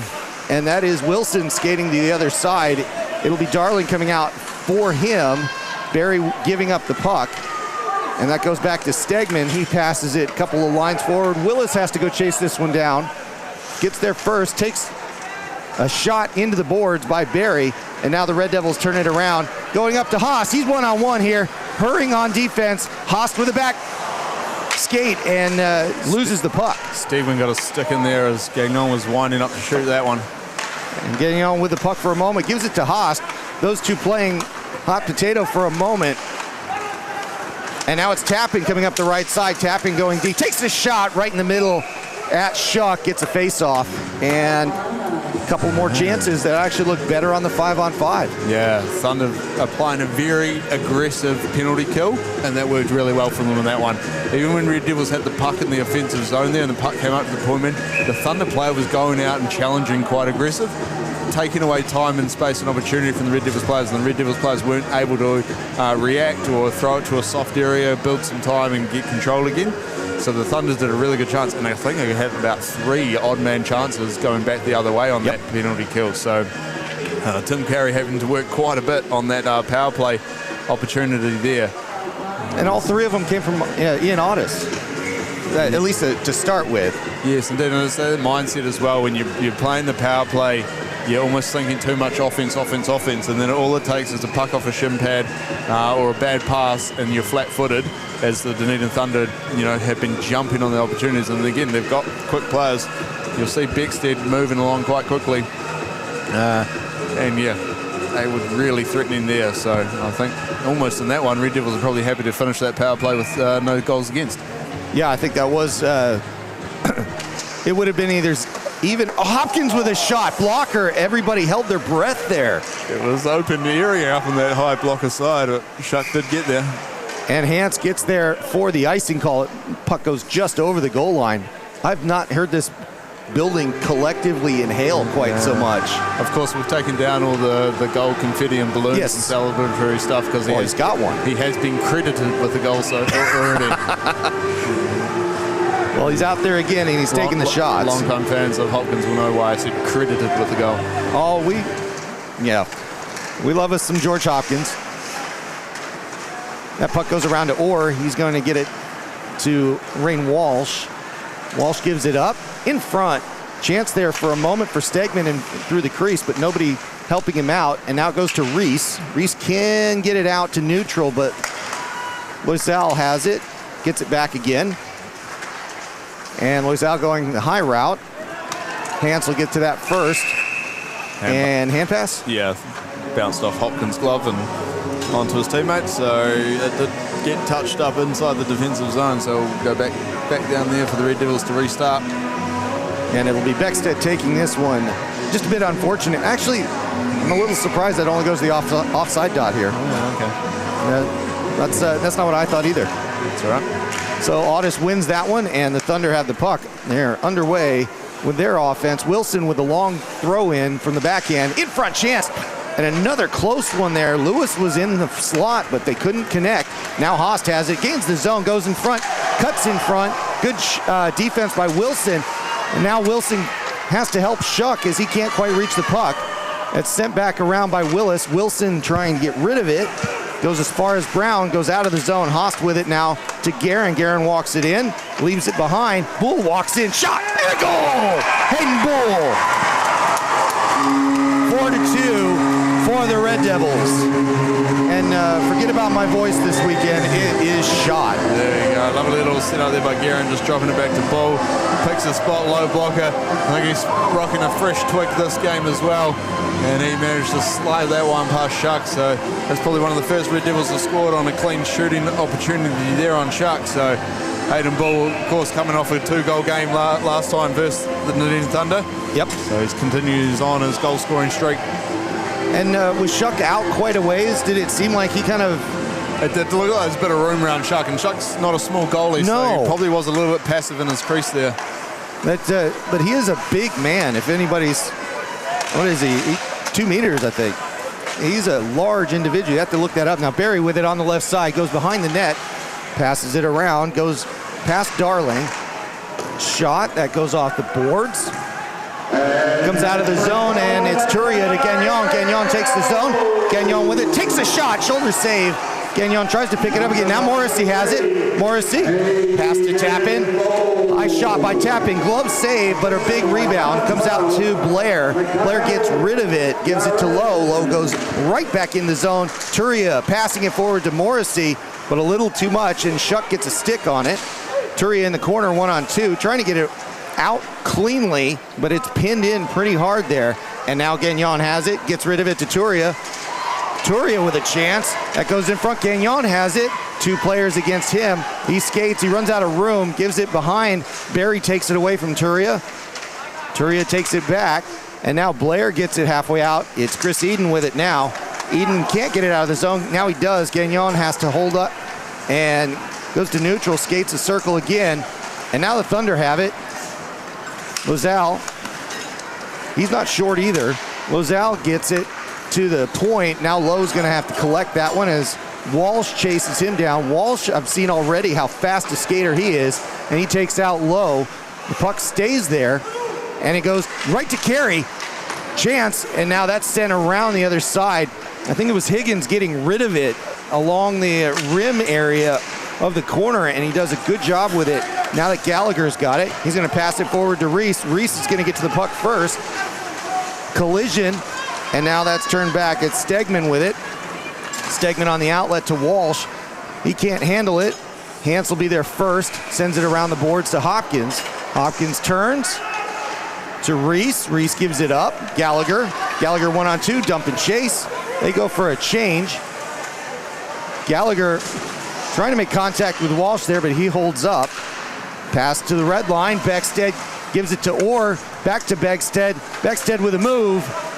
Beckstead with, well, he kind of just lost the puck, lost sight of it as he picked his head up. He gets the puck back, skates around. Blue line. Low shot in, looking for a deflection. He almost gets one there. I think it was Joe Orr in front. Yeah. Tries to get a little bit of stick on it, but yeah, puck doesn't easily come off Beckstead's stick there. But he did pick it back up and creates a chance here through throws it in. Yeah, Orr with I think he got a little touch on it, but Tim Carey was down. And Audis just kind of hanging around, lurking with intent. And it'll be Audis on the face-off. Red Devils win this one, though. Willis sending it around, but it's Beckstead that gets control of it. Spin around, and that was close, very close if we can get a replay on that. Lewis almost knocked that one home in a fantastic play, but just on the wrong side of the pipe. And the Thunder stick with it. Lewis sending it back into Audis. Audis cycles. Does he keep it in? He does not. That is offsides. Bit of a delayed call there, but got it nonetheless as it puck went out of the zone. Yeah, indeed. It was probably good for the Red Devils there. As again, Thunder had sustained pressure there. Lewis just missed. It was a great move by Beckstead. A quick turn and fires it through the slot area. Yeah, and Lewis just couldn't quite tuck it in. Fine margins once again this Saturday afternoon here in Christchurch. Audis wins another one. Boniface sending it low. Carey stopping it. Carey looks like he wants to shoot there for a moment. It wouldn't surprise me whatsoever either. Garen's going to get there. He probably thought about skating it as well. Bull brings it in, leaves it behind for Haas. Haas circles. Passes it low to Garen again. Garen sending it low to Haas. In front. Haas getting knocked down legally, and that pass goes forward to Beckstead. He was lost. Carey on the defense and saves that shot. Beckstead all alone, couldn't bury it. And now Brown comes in, takes a shot, and we get a stop by Shuck. Another massive save for Tim Carey there with Cole Beckstead and wide open all alone. Does a nice little move. Tim even bites on that little fake shot, but does well to move across to his left there and shut it down from Beckstead there. But again, a bit of physicality. You can see it picking up from the Thunder with the body being laid on from the Thunder side of things. And again, we saw that last home games here with the Admirals as there was one team brings up the physicality, probably see the other one respond, and again, how well can both teams adapt to a high physicality while keeping the emotions in check. No warning on that one as there was a discussion going on. And it'll be Morrissey to take this one for the Red Devils. He walks through that puck, but can't hold on to it. And it'll be Blair sending it the length of the ice. Tappan gets there. No call here for icing. They continue. Tappan to Turia. Turia playing that away. Back to Tappan. Crosses the ice.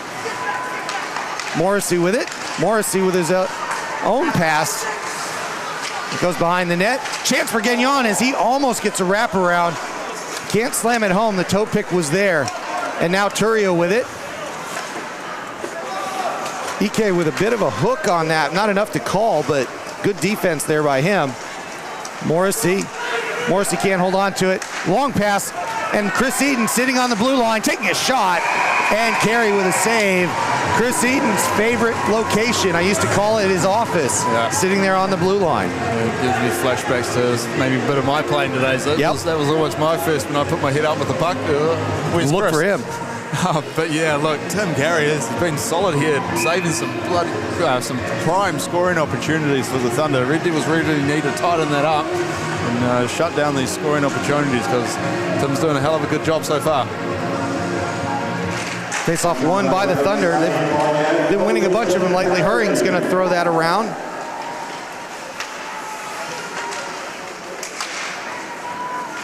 And it's Reese trying to chase it down from Wilson. They get it out, and now Gallagher one-on-one here. Makes his move, goes into the corner. Hurring splats him into the corner at the goal line. Orr's got it now. Orr moving it to the half boards. And Higgins makes him fire this a long way. Walsh clears that one. Speed of Walsh beats him. And Walsh gives up the puck in front. But they still kind of cycle around it like sharks in the water, and Wilson's got it. Low shot, and it's Carey with a glove save, and Higgins and Orr not enjoying each other's company. Some spicy negotiations down by Tim Carey's net. Indeed, and trying to, protect his goalie, make sure that the opposition team doesn't get too comfortable in and around the goal crease. And I think there was just enough of back and forth between the two teams that all the arms stay down from the referee squad here, and continue on with just 9 minutes or so to go here in the second.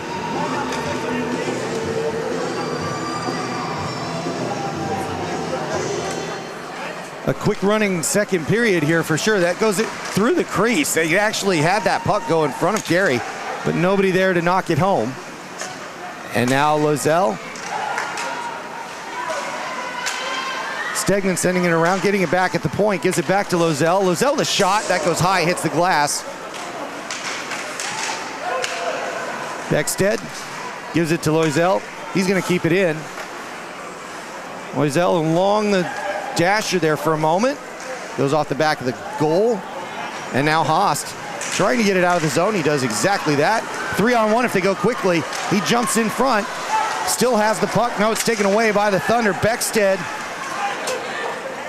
And it's Lewis is going to get there first as the Thunder come in with a man advantage, but that speed gets caught up by the Red Devils.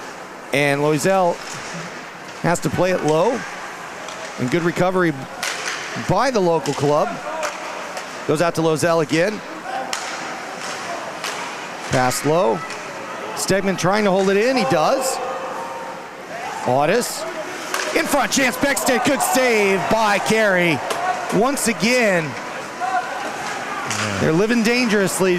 That stayed in the zone. Barry with it now. Barry coming up the left. In front, chance. Carey with another good save. And a great job getting that left leg out to cover the entire net. Yeah, Tim Carey getting there to save the Red Devils as the Thunder getting some great offensive zone opportunity there. We haven't seen it too much so far today, but they had Stegman and Loisel on the blue line there for them today, and again holding the pucks in. They had a couple of good D-to-D passes there, creating chances, finding Beckstead. So that was actually working really well for the Thunder. They didn't have them paired up in the first period.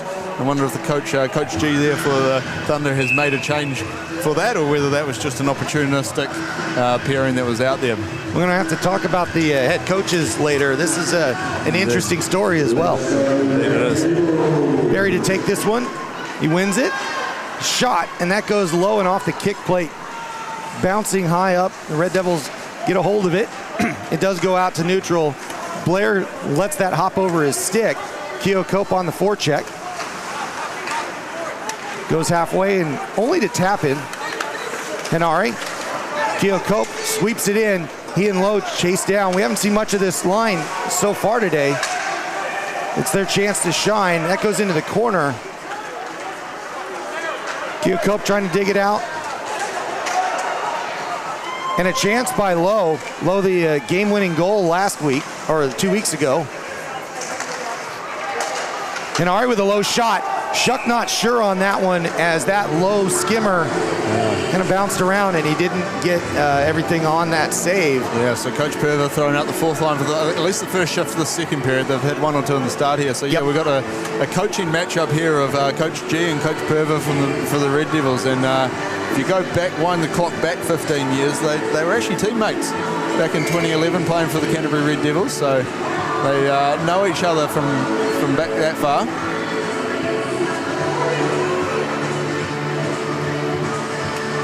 Face-off won by Gagnon. Halpkins with a shot. Kick save. Goes to Hans. Bounces out to Loisel. He gains the zone. Skating. Takes a shot. Tough angle. Comes back to him, though. Loisel taken off the puck by Hans. He's going to draw a penalty there. That's...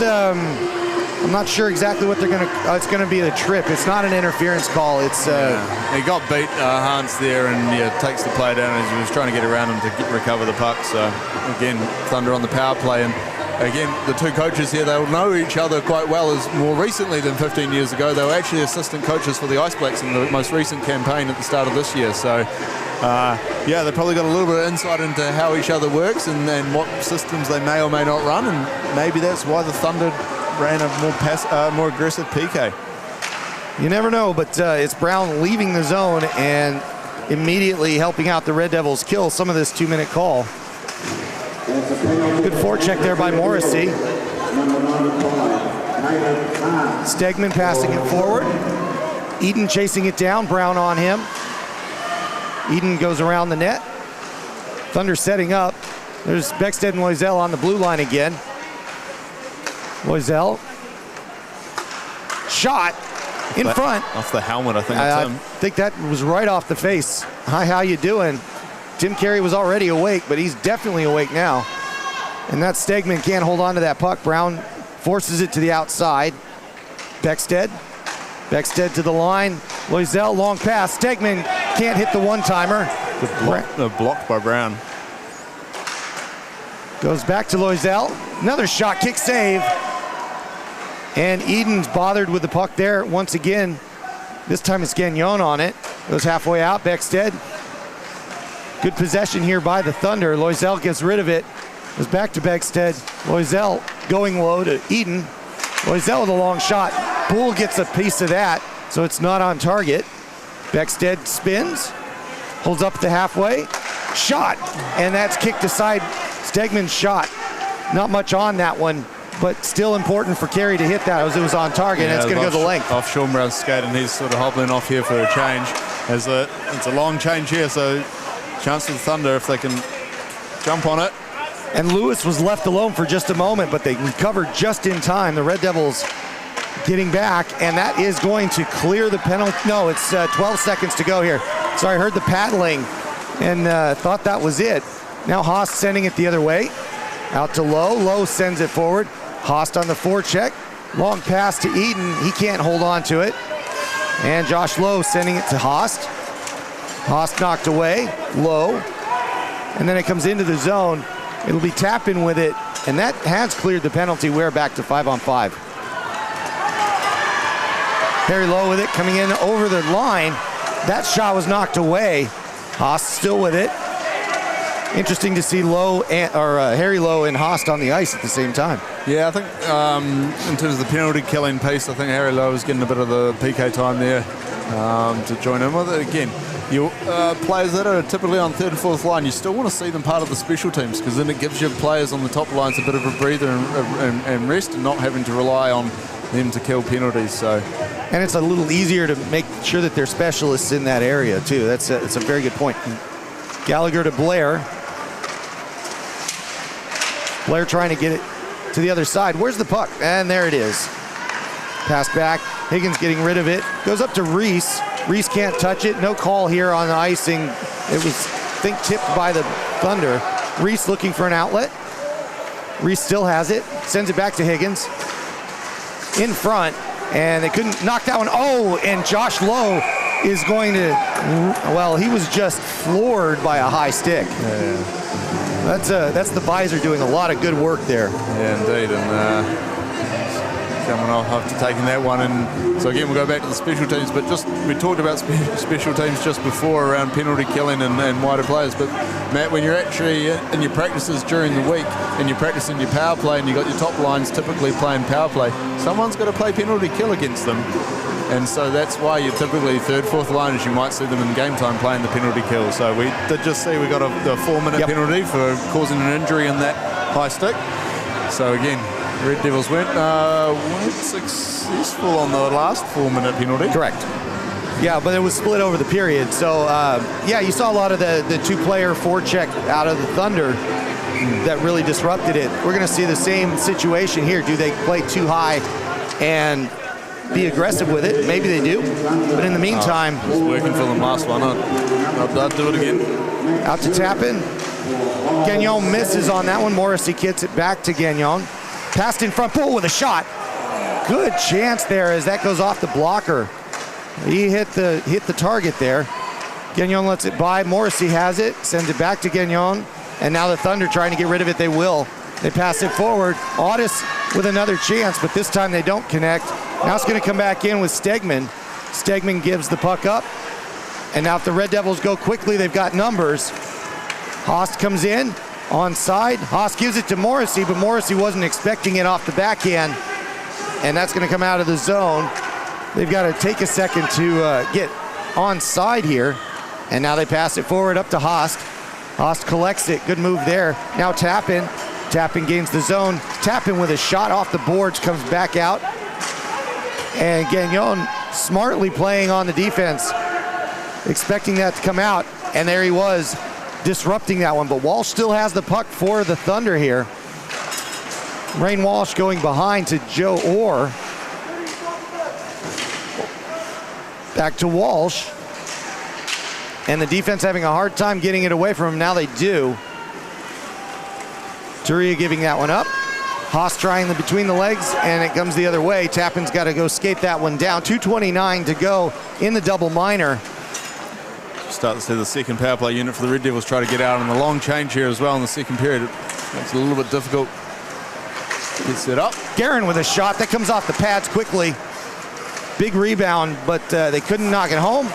Guerin off the skates. Gagnon plays it to himself because they were offsides. And they come back in. Blair off the glass. Turia gains the zone with it. Takes the shot blocked as it comes in off Blair. We've had the first 2 minutes. We'll give the second now. Brown. Guerin throwing it low.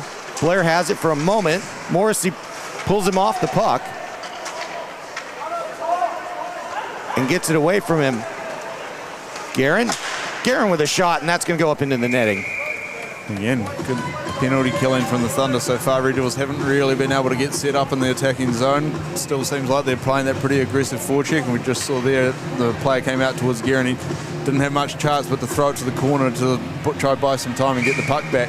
But again, that's the play. If you're quick and aggressive out to that D-man, you run the risk of them throwing it into your shin pads, bounces into the neutral zone and Thunder away. Yep. So smart play by Guerin there to throw it to the corner. And they've also adjusted to not give up those Audis free breaks either.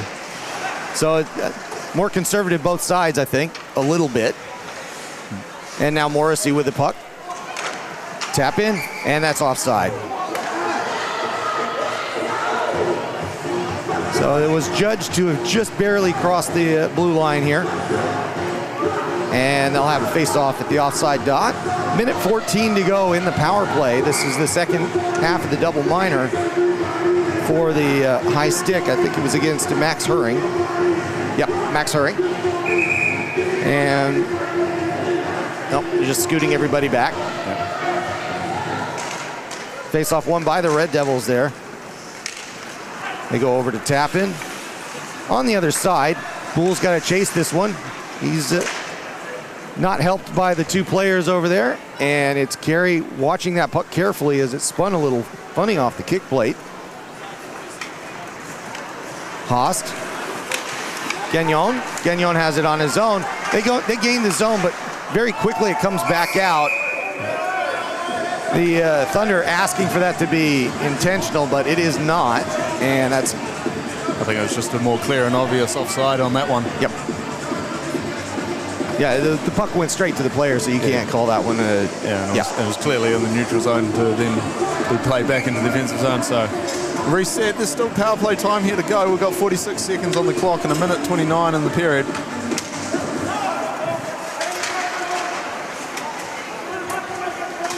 Gagnon clearly upset in the bench area there for whatever reason. Turia with it. He's going to give it up to Willis. Willis walks in, takes his shot, and gets a save by Shuck. Interesting there from Willis. This time he tried to shoot it net. We saw him successful last home round when he was just shooting completely into the, well, he was on the far side shooting into the middle slot and bounced it off an opposing player's shin pad. So interesting, this time he actually shot at the goalie. Yeah, it's the strategy of a defenseman is just get it on net somehow, some way. But, you know, accuracy is not a necessity for a defender like Willis. Where'd that go? He's found it. Speaking of, it's hard to track a black puck up against a roof and everything like this, but he'll get that puck and bring it out to neutral. Minute to go here in the second. The offense is pretty much chilled out here, surprisingly. Zach Guerin going for a bit of a jump there. Out to Lazal. High shot. And that goes out of play into the netting. Yeah, you mentioned hard to track a black puck, but as you see around the rink here in Alpine Ice, it's quite a dark background. And if you're at the other end of the ice that we're looking at right now, I'm going to go many years, probably at least 10 plus years ago, it used to be a lighter colour and they changed it to a dark background. And there's questions from the goalies that are down the end we're looking at now. When the puck gets above the heights of the boards, is it still easy enough to track? But again, adapting to all the rinks around the country. Gallagher getting that puck. It's Harry Lowe throwing it in. Shuck sweeping at that, kind of casually, if I'm honest about it. That's like, it was pretty much on target. So at his own risk, but he did it. And Eden trying to take a shot. I think he whiffed on it there, and that goes to Lowe. And Hopkins gets it out, up to Higgins. Higgins takes it in, high shot, and he gets a blocker save and a face-off. I think we have seen Coach G here make a wee line change in the second period, because we now are seeing Beckstead and Eden back out together with Ortis. There is a line period, and that wasn't the way to start. They started the game, and we can see the two import D as well, Stegman and Loisel backing up here. So, and again, Red Devils respond with their three imports. Gagnon with a walkthrough. That seems to be the popular play now, the face-off. Just touch it, go through, and take a shot.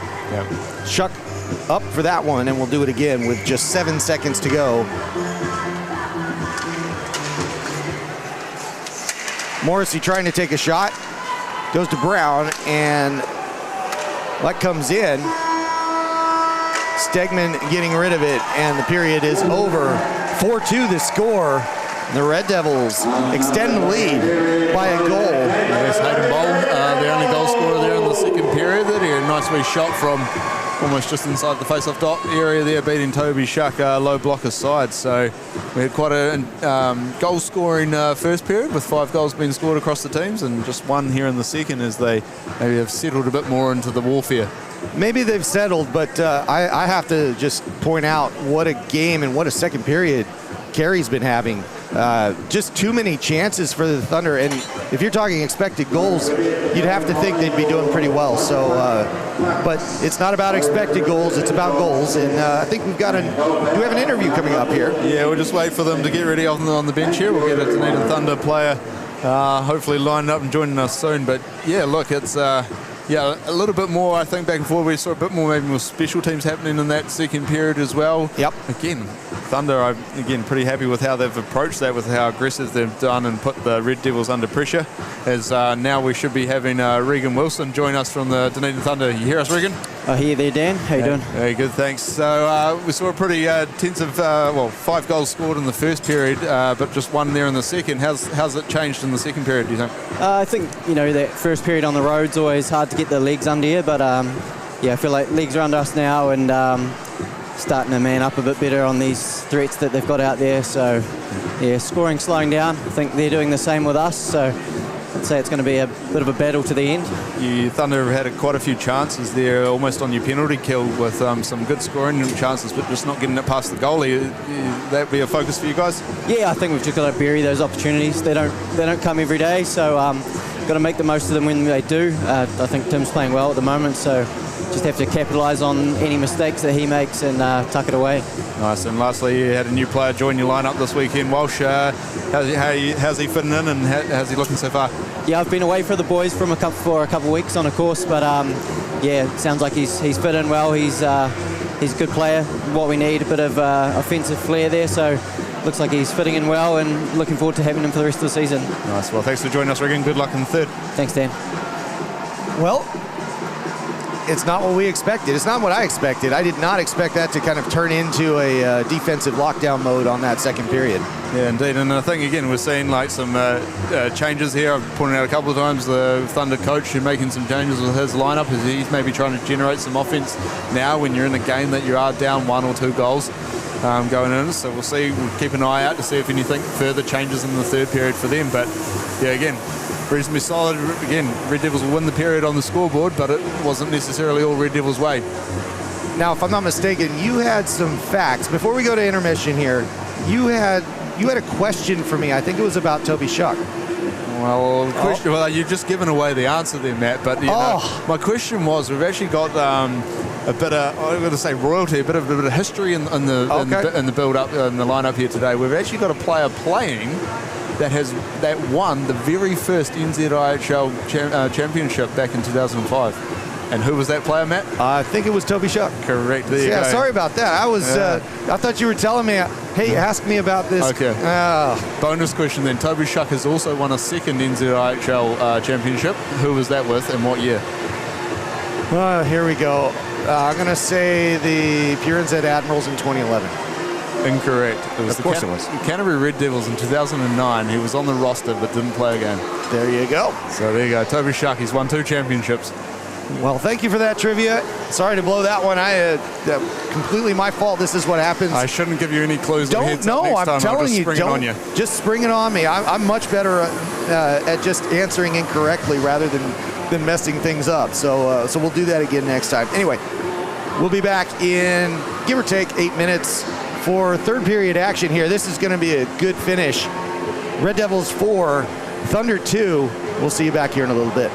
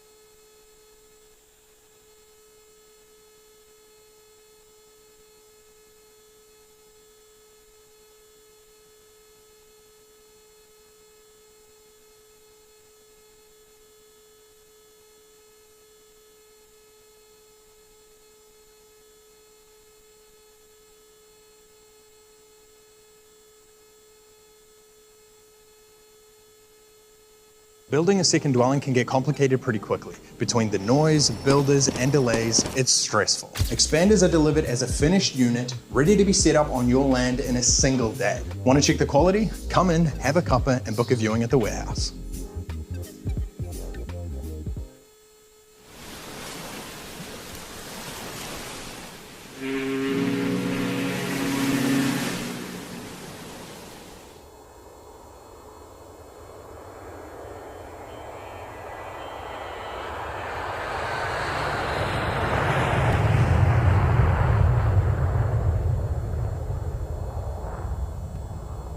The Red Devils would like to thank Expanders, quality portable and expandable buildings designed for New Zealand conditions. Precision built off-site, delivered ready to use, and transforming on-site. Real space without a full build.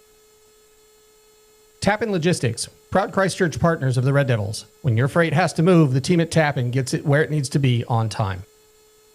Happy Scrappy, privately owned, family-run, and New Zealand's largest recycler of used automotive batteries. Competitive pricing, friendly service, and a skip and bin service across the Canterbury region. 80 years on Blenheim Road. Beckford Sports Medicine, keeping you active. From backyard cricketers to elite athletes, Beckford specializes in the diagnosis, management, and prevention of sports and musculoskeletal injuries.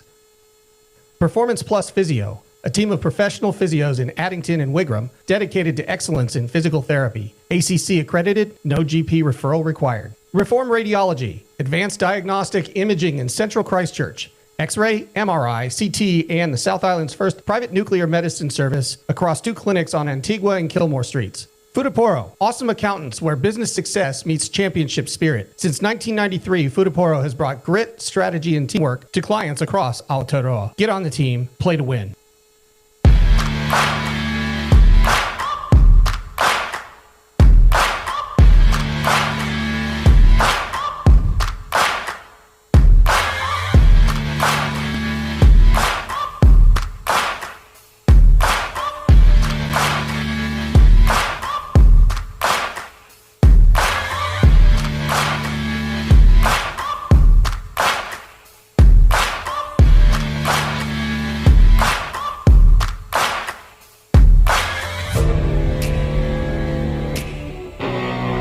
Skating's only part of it.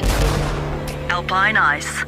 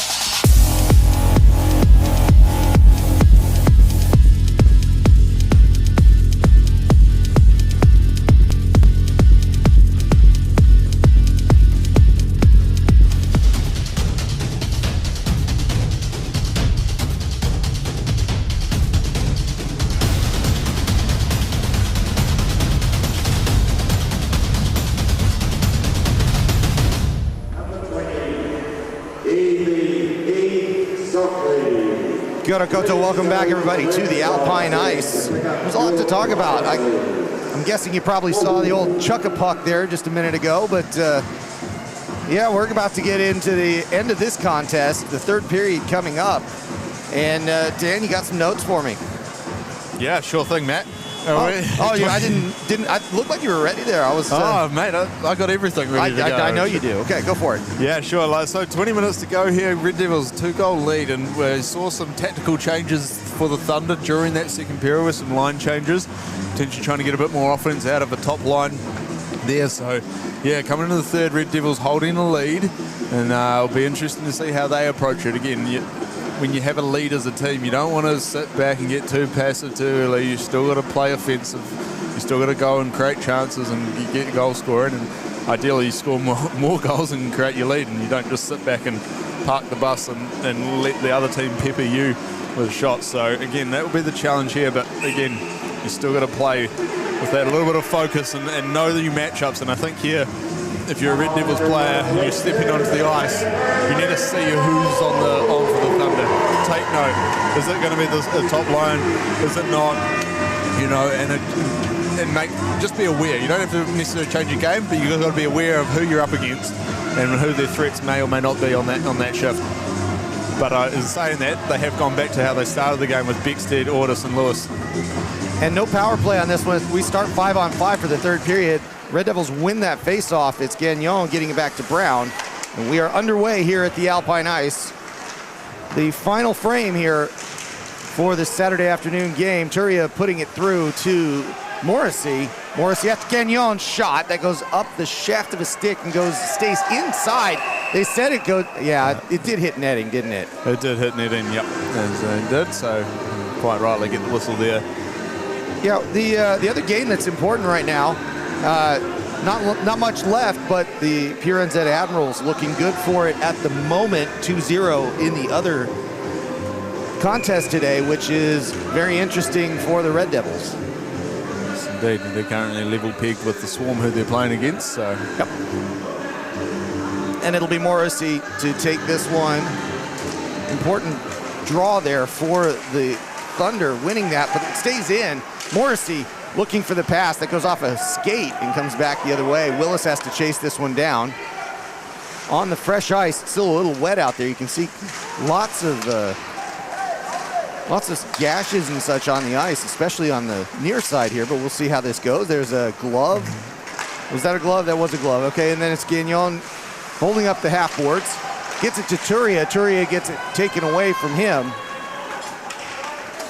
And now Beckstead comes in, holds up, looking, gets that pass across the ice, and a good save there. Stegman getting a shot from a tough angle, but that's the one that Carey gave up a few of them last time around. Now a takeaway by Gagnon.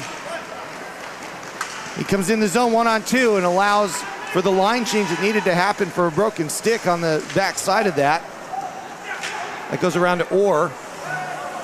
Orr misplays it, has to pass it away. Bull almost gets that one. But now it's Orr. Orr with a shot, glove save, and a face-off coming. Yeah, good big chance for Stegman there, a nice pass across, and Stegman is their leading goal scorer for the Dunedin Thunder with 13 goals so far this season, and a nice 12 assists as well with it. So yeah, and Loiselle as a defender has 8 and 8, so it's a very balanced team. Face-off will be on the defensive end here after Carey with a save. 18:28 to go here in the third. 4-2 the score. Thunder sending that in. Carey has to make a light glove save, but a careful one nonetheless. Lowe trying to get it out, can't do it, gives it to Orr. And they play back and forth with it. Walsh trying to do something with it. He gets it taken back by Lowe. And then Tappan whipping it around, but Haast in a dangerous position actually takes that puck and keeps it all on his own. Gambling a little bit in that crease, but a very steady pair of hands. You see Josh Lowe with a bit of an equipment change there after taking that high stick. He now has a cage on. Not a bad idea, frankly. Wilson with it. Now Haast. That's going to go out of the zone. Higgins with it. Higgins gets it to himself, then passes it forward. That's a miss from Gallagher, and that was deflected. That's going to go back to center ice. Yeah, it was deflected there. I think the linesman's not quite on the right side of the ice there, but referee did see it. And so they will go to center ice face-off. And everybody gets a change on those. No, indeed.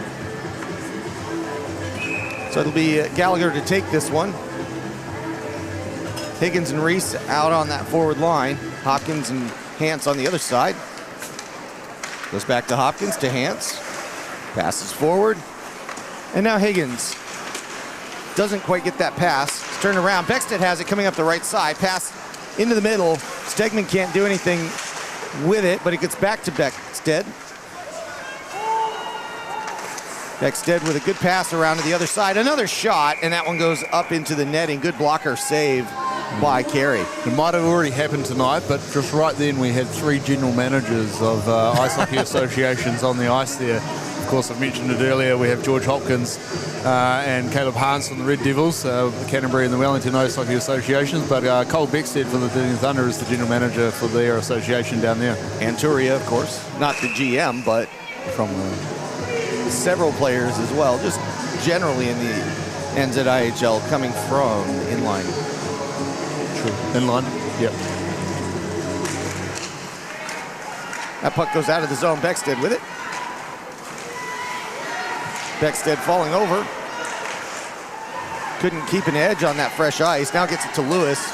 Lewis comes in the zone, gives it to Audis. Audis holds back, looks for the pass. Stegman can't play that one towards the net, so he goes around. Lewis reaches for it. That goes out of the zone. Stegman's there to collect it for the Thunder. Throws it 3 lines. That's going to go through. Willis plays it. Willis waits. Turia. Willis. Brown off the wall. And then Gagnon gets rid of it in an emergency situation. Barry has it, and the Red Devils go for a change. Host out on the forecheck.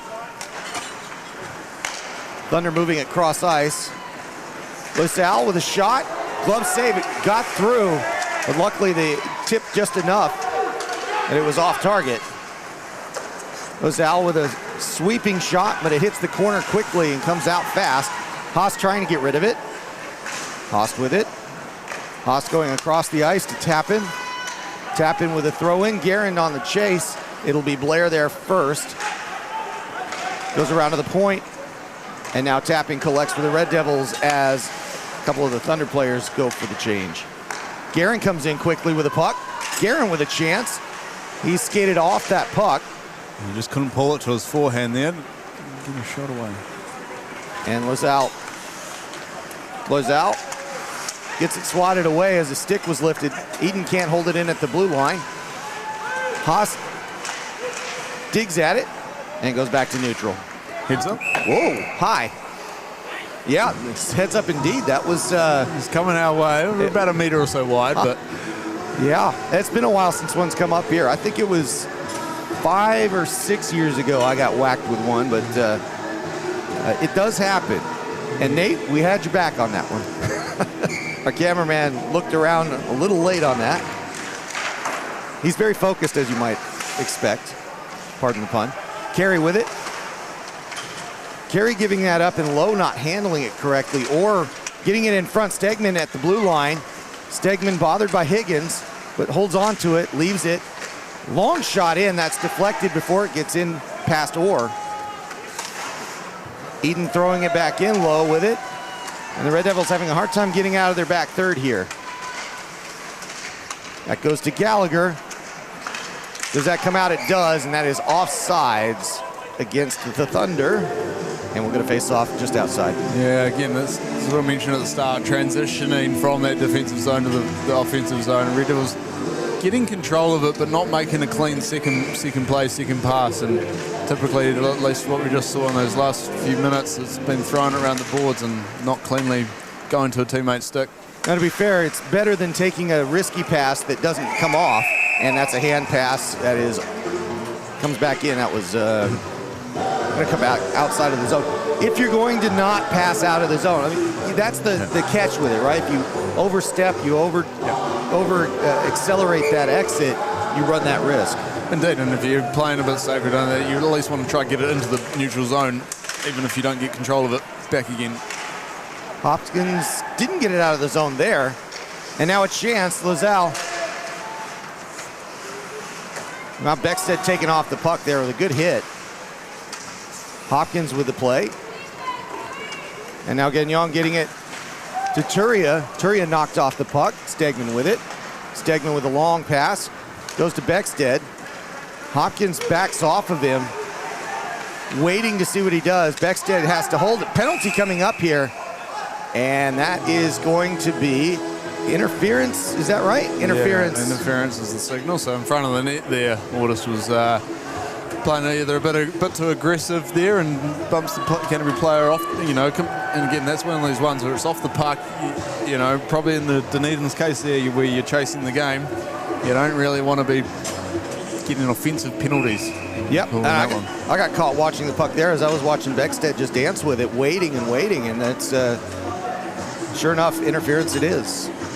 So Gagnon to take this one on the power play for the Red Devils. Thunder win that one, but it stays with the Devils in the zone. Goes out to Morrissey. Morrissey to the outside. Tap in back. Gagnon, Haast, Morrissey, moving the ice. Shot, and that goes over the bar. And that one's still in play as it hits the low netting there. Orr with it. And then Morrissey grabs it, comes in the zone, leaves it behind. Haast with it. Haast with a good move with the hands in front. Chance, and that puck was open in the crease for a moment, but it is Shuck jumping on it and getting a face-off. Yeah, Haast, the leading assist for the Red Devils there. He almost just needs to be able to pull the trigger sometimes as well, but he does throw it into a dangerous area, but Toby Shuck was seeing that one and dives on to that one to cover that one up. But there's some good movement in that first bit from the Red Devils, moving the puck from down low, up high, across, then back diagonally across the ice to Morrissey. And he had a chance to step in there, but he just put it a bit too high over the bar. Morrissey winning that face-off to Haast. Haast cycling, looking for the pass, goes to Gagnon as and a shot and a goal. Morrissey with the faking, and that goes out to Gagnon at the blue line, and that shot found the upper left corner. What a beauty.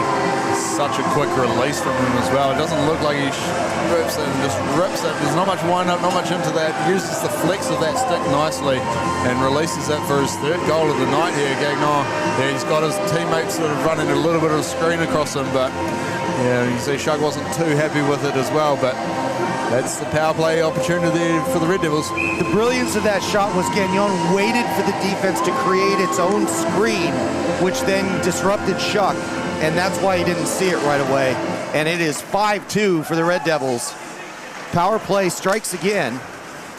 And that puck's sent deep as the Thunder have to dig their way out of a 3-goal deficit. Shot, Stegman can't get it on target. That was a dangerous one. Walsh getting it away. Beckstead goes down. Beckstead looking for the call, not going to get it. Goes the other side. LaSalle with a shot. Rebound in front and a goal! Beckstead knocks one home off the LaSalle rebound. Yeah, Thunder indeed answering straight back here. Again, puck control from the Red Devils. Good D-to-D puck movement. LaSalle waits a bit as well. Gets a shot. Timmy Carey doesn't see it cleanly. That way he leaves up a rebound, and Beckstead is in there hunting and can get his stick onto that puck first and knocks that home from the back door. Yeah, and it just really was, it was a simple rebound, but being in the right place at the right time, and that's what happens when you throw the pucks on. You get chances. Guerin with it now.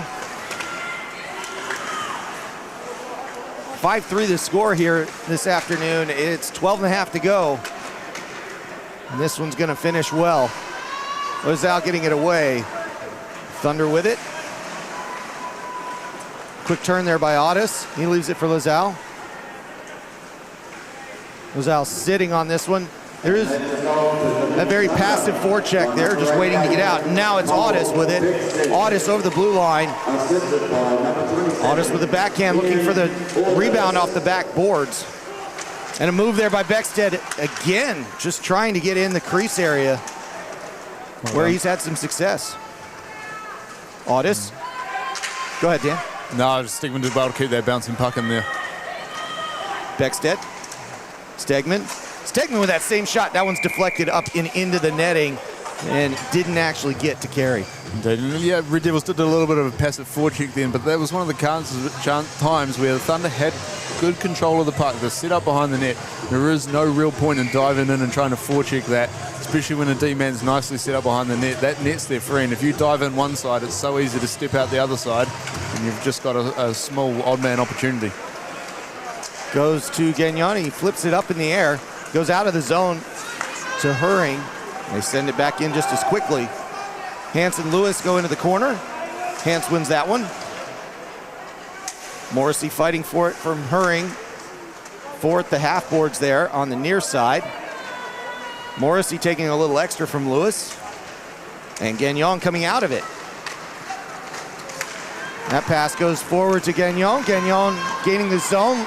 Goes out the side. Shot over the bar. Morrissey on the other side looking for that pass. And that one's given up. Eden almost gets a hold of that, but George Hopkins to the rescue on that puck at the blue line. Thunder with it again. Looking for that long pass. That's going to go for icing as that was fired in by Blair just a little bit too early. I think Chris Eden's eyes were lighting up there, but George Hopkins just did enough there. Again, say Chris Eden recently ticked over 500 points here in the NZIHL. Yes, he did. Of course, 473 of them were scored for the Red Devils. It's quite a few. Yeah. Thunder with another face-off win. They hold on to the puck. Moving it out is Blair. Getting up to Tristan Darling. And now Gallagher. Willis with it. Willis passes it. Off the tape of Gallagher. A little bit too spicy. Oh, and a good hit there as Rout ends up into the boards. Of course, Rout had a couple of seasons with the Red Devils he did. last few years. He's moved down for study. And then in Dunedin. Yeah, I think Ollie Rout, was he not the one that went 48 seconds? No, that was somebody else. Never mind. That was a different player at a different time. But yes, Rout was getting some good time here for a while. Reese with a shot over the boards and into the glass. It stays in for the moment. And Mason Reese with a good effort to hold that in. Rout getting rid of it. Goes to Brown. Thunder on the change. They pass that forward to Bull. Tappan's going to chase this one down. Red Devils with that one. It's Haast coming up the left side looking for help. Guerin in his way for the moment, and it's Beckstead with a great steal there. Gives it to Stegman. Stegman looking. Stegman, puck goes up into the netting as it was Tappin with the defense. Tappin getting there to take away a good chance there from Stegman. And while you mentioned Ollie Rout, we might as well go. He's also got a connection back to the 2005 championship winning Stampede. Tell us how. His father, Maru Rout, was in that squad. There you go. It'll be Walsh to take this one. It's Gagnon winning it. They fight for it in the corner there. Lowe trying to get rid of it. Just kind of fishing it out there. I think he gets it. He does, and it's over to Tappin. Tappin with a good reverse hit by just letting the player hit the board there. Morrissey having to fight for that one as that puck was a little off target. That was Walsh holding the stick there a little bit, but not enough to draw a call. That shot from Lozelle blocked by Turia. Goes around to Beckstead. Now Stegman again passing it low. Beckstead walking. They switch positions. Beckstead throwing it low, and that's turned over. Comes out of the zone. And kicked forward. It's Gagnon on his own. Goes for the pass as the defense came over. Lozelle was there in time. 2-on-3, maybe 3-on-3 here for the Thunder. Stegman going with a pass into Lewis. Low shot, hits the glass, is off Carey's stick. Puck behind the net. Lewis, Stegman holding it in. Stegman going cross ice to Orr. Asking for it back, he gets it. Stegman with a shot, kick save into the corner. Lozelle there. Lozelle holds it in. Eden gives it up. Now Lazal with a one-timer, whiffs. And Stegman has to collect it. It allows the Red Devils to get some changes out on the ice. And they get out there quickly. Or with a shot. Covered up, kicked away, just in time. Low going into the wall there. Guerin trying to play it. Lazal with a shot. Lazal with a dangerous wrister there. But carry up for the task. And now Haas coming down the middle. Gives it to Guerin. Really should have shot that one. He should have, yep. And now Guerin has the puck. Haas, Willis, shot, that low shot. Haas almost redeflected it in. Redirected it in. I said it the other way. And Haas goes down at the half boards or trying to dig it away. Does it go out? It does. Beckstead trying to go after it. Can't do it. Thrown in onto the other side of the corner. And a slowdown in play just for a moment. Regathering of the troops here. Red Devils getting some fresh skaters out. And that puck doesn't go too far, so Brown's got to get rid of it to Tappan. Tappan misses that one. And now Brown collects. Oh, giving up to Audis. Audis in front, and he can't get it to anybody. Dangerous chance goes by the way, and now Walsh pins it in at the half boards. Goes out and a shot and a goal. Beckstead with another one. Yeah, Red Devils just not getting the puck out of the zone. They had control there. Unfortunately, Mason Reese there had the puck, a lot of space on the half boards, and he tried to look for a cross ice through the neutral zone pass, hit the Thunder's player, keep the puck in zone, rather than just chipping it nicely up the boards and out of the zone here. So then Thunder get the puck nice down low, up high, and Beckstead with a lovely release there beats Tim Carey. So that brings it now to a 1-goal game. 5-4 the score. Let's see if we've got a final. We do, I think. 3-0 for the Admirals on the other game. Sorry for the spoiler, but that'll be a big deal for the Red Devils here, win, lose, or draw. The Devils looking to get points here, of course, and hopefully all three. Low with a long pass, that's deflected. Herring takes a piece of that, goes to Morrissey. Morrissey played off the puck for a moment. Turia gets in the mess. And that turns around, it's Eden with it. They've got numbers if they move quickly. That pass wasn't good enough. And now Gagnon's got it. He was held down for a moment. Played into the corner there. Arms stay down in all cases here. And now that goes back out to Eden. Eden carries a 2-on-3 with Lewis, and he's onside. And that puck goes out of the zone quickly. That's probably a good thing for everybody. That puck goes, there is the arm. That's low, going in 1-on-3 and earning a penalty there. Yeah, I think in my sort of view here, they'd sort of been letting the players play a bit of hockey. There'd been a little bit, I think, was been allowed a little bit back and forth, but again, this one here, Gagnon trying to get through three of them. He falls over and takes out the feet at the same time, but looks like Loisel's going to be the one that's actually sitting in the penalty. There it is. Put that on him. So I think we've got 5 minutes 28 to go here in the third period, and Red Devils are on the power play, but I think from what we've seen so far, they're just going to be aware of the power kill. Yes, indeed. This is a pivotal point in the game in both directions. Herring throwing it around to Beckstead. Gagnon holding it in. Gets it back. And as he goes to the half boards, that's going to come back out to Beckstead. He gets it taken off his stick by Bull. Goes to Haast. Bull.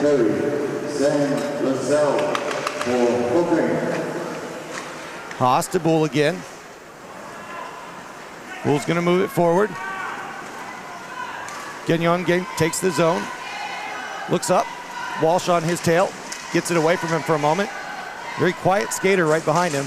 And now back to Gagnon. Bull in front. A chance. Thunder hold on to it though. Audis with it in the corner, and they do get it out. It'll be Gagnon with it as they reset with 1:10 to go on this power play. Morrissey brings it in.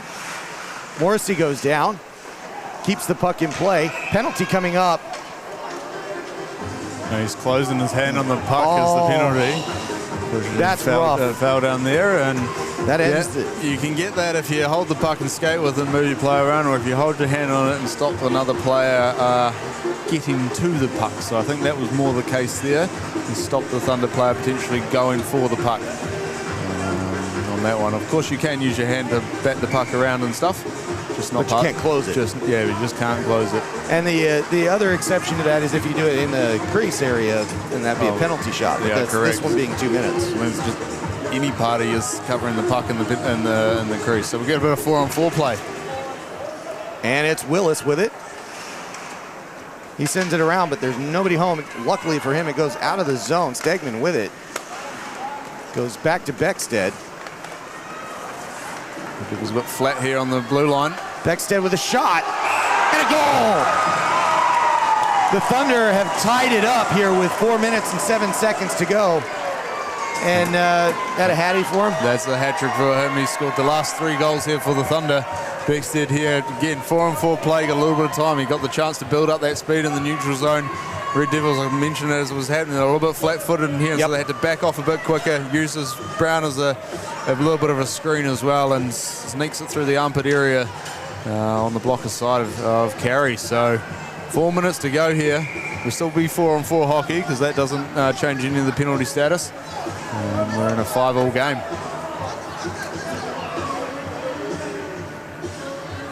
And we'll get hurrying off the ice with the numbers right on the ice. We get underway. 5-5 to score. The Thunder really catching the Red Devils off guard here. And we're looking at a close finish. That's now power play. Or no, that's not. Sorry, that's 4-on-4 I heard still. the bench over there, but it's still 4-on-4 for another 20 seconds, 22 seconds. And it's clear the Thunder are just going to wait this one out here to try to get their minute worth of power play. Guerin over jumping that puck, but it works out for a moment anyways. They give it back to Audis. Audis heads up on this, brings it in the zone with some speed. Audis turning around again, stick lifted at the right moment. Couldn't get a shot off. Back to Beckstead. Beckstead. Power play now. Was that with a shot? Hits the chest protector and stopped. No rebound by Carey, and we get a face-off. So 54 seconds of power play time for the Thunder. Very important here. Now the Red Devils focus on this next 54 seconds and kill this off. And you've still got 3 minutes, or just over 3 minutes to play in the third period here, but get through these next 54 seconds. Cool Walsh to take that one. Walsh wins it. Goes out to Beckstead. From here, he walks it in. Pass, shot and goal! Why not? Why not? Stegman there finally gets on the scoreboard tonight. He's been shooting a lot, but again, lovely play by Beckstead. If he's not scoring them, he's setting them up. Makes a wee fake move, lovely backhand dish across the seam. Red Devils don't have any players there or sticks to stop that passing lane, and Stegman, and again, a couple of these players have got great shot releases, and there's another one-timer, and that puts the Thunder into the lead here. So the Thunder have they've managed to erase a 3-goal deficit and take the lead here. The Red Devils, they faced an uphill battle here with 3 minutes and 11 seconds to go to get back even on the board. 6-5 to score, and it is the Thunder on top for the first time this afternoon. Back to 5-on-5 now. Haast has it in front, chance, and that's going to go onto the other side of the ice. Beckman on the Beckstead on the chase. Haast with it now. Haast plays it off the net to Gagnon. Haast to Gagnon again. Gagnon still with it. Gagnon over the zone. Gagnon with a move. Shuck knocking it away. Haast sending it to the other side. Gagnon at the half board, sends it deep. Goes back to Haast. Morrissey. Willis with a low shot. It's deflected. Turned around. Now Chris Eden with a breakaway here. Shot. Saved by Carey, and a stop. They're going to hold everybody up because the net came off. The net came off. As Tim made that save. So yep, just clarifying that Red Devils can't change because that, and we'll call a timeout here. That is a good tactical timeout to allow for that change, because there otherwise wouldn't be one. Yeah, well, I think the referees are just chatting here. So, yeah, there is a few things on when teams can and cannot call timeouts. After certain infractions, such as an icing, you cannot call a timeout. So we'll just see. Maybe that was the Thunder calling it here as well to settle things down. But they'll get a chance with just 2 minutes and 10 to go here in the third period. Again, Red Devils facing now a 1-goal deficit first time. 6-5. Facing the Red Devils here, they need offense as they close this out. Now, obviously, they'll have had a word with Carey as to when to come off and when not to. And usually, the way this goes, this rink is probably just about a minute to go before you really run. Yeah, you don't want to go too early in this particular surface of ice. I think, yeah, as soon as you know your team's got possession down there, I'd almost say in the last 2 minutes, you'd probably be looking at it. Because again, if you've got good control of possession, you can take that chance. But not yet, as Beckstead has it, takes a shot, and that's a glove save. 2 minutes and 3 seconds to go. And we continue 5-on-5. Probably be quite a big last 2 minutes here for the import line here for the Red Devils. So they'll be featured on it. Willis taking his time to come off the ice wisely, giving everybody a breather. Walsh to take this one for the Thunder, the new import, or excuse me, affiliated player. Goes down to Gagnon. Brown with it. Brown looking to get it out. Long pass. Loiselle was on it. It was deflected. Loiselle with it. Looking to turn that up. Long pass here for Beckstead, tipped. That's just flung to the side, killing some time here. Of course, the Thunder, clock is their friend. And with about 90 seconds to go, the Red Devils get started here. Tappan whiffs, Tappan loses the puck, finds it, sends it forward to nobody, and Loiselle collects it for the Thunder. That possession completely wasted. Good turnover. Good turnover there by Gagnon. Gagnon with a pass, Tappan with a shot, glove save. Just as Carey was getting off the ice, they were about to set up for that 6-on-5. And will Carey stay off? Yeah, I think they're all offensive zone face-off. Hayden Bull's the extra man out there. So here we go with a 6-on-5. The Red Devils need a goal to tie this one up and get this into overtime. Gagnon to take this face-off against Orr. Gagnon wins it, sends a shot. Shuck was in the right spot there. That's flipped forward. And Bull's got to chase this one down off of Lewis. Lewis still in position. Net still empty. Bull's got it. Gagnon passes. No, he keeps it. Gagnon flipping it to Haas. Haas takes it in for a moment. Now it's turned around. Shot, and it is off target. That'll go for icing. 40 seconds to play here in the third period. Yep, add a couple of seconds back to that clock. As they will line up again. I'm going to pick the right-hand side. And it's Gagnon to take the face-off once again. 6 players up on this one for the Red Devils. Empty net. They win the face-off, but Brown skates the wrong way. That comes back in, offsides. And they're going to have to come out of the zone and do this over again. 35 seconds to go. Do you put the goalie back in for this? Doesn't look like it. Nah, I think you got to just back your team to get the puck and go, you know. At this point, it's worth taking the chance. But like we said, 35 seconds to go for the Red Devils. Timeout called. No, just they moved the face-off dot. darts over this way. And it'll be Morrissey to take this one. He wins it. Brown sending it to the other side of the ice. Comes in the zone. Gagnon with a low shot. In front, Morrissey. And Shuck has it in his gear. Yeah, Morrissey almost getting there on that one. I think he got a rebound out of mid-air for the second attempt there, but Shuck was holding strong, and we've still got the clocks ticking away.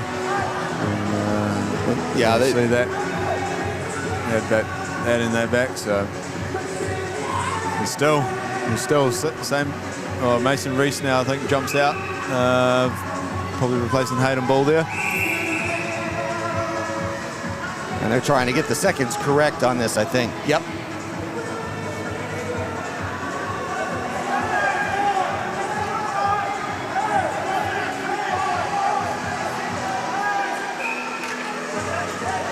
Of course, nothing was explained to the Thunder bench there, so they obviously see time added on and they're going, what's happening? But it was running. And that stopped. And again, rebound there as Mason Reese goes for it. That's what he was put out there on the ice to do.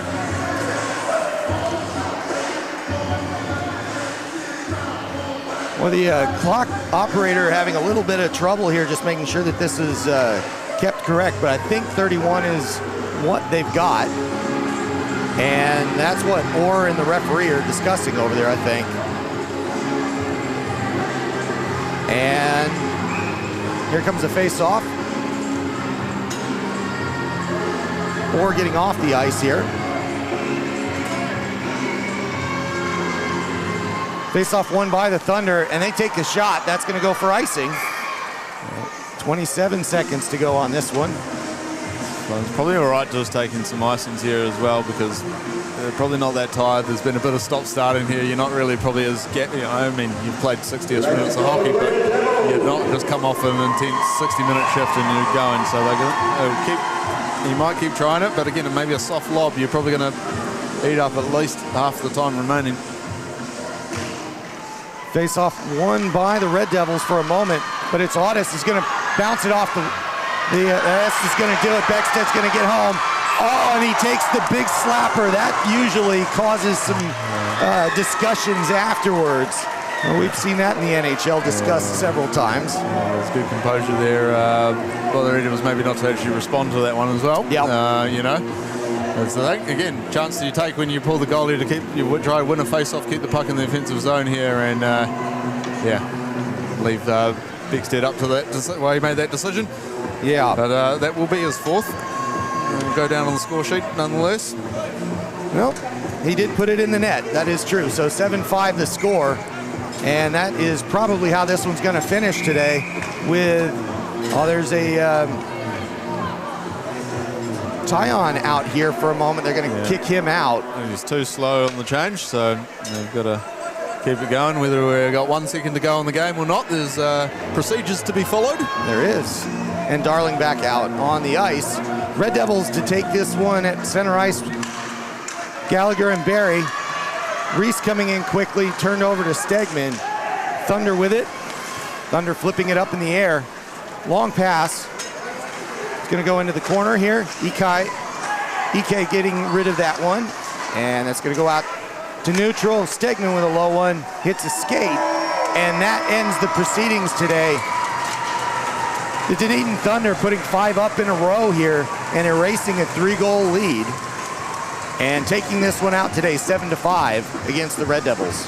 Yeah, I think that third period here was pretty much all the Thunder show. 5 goals for it.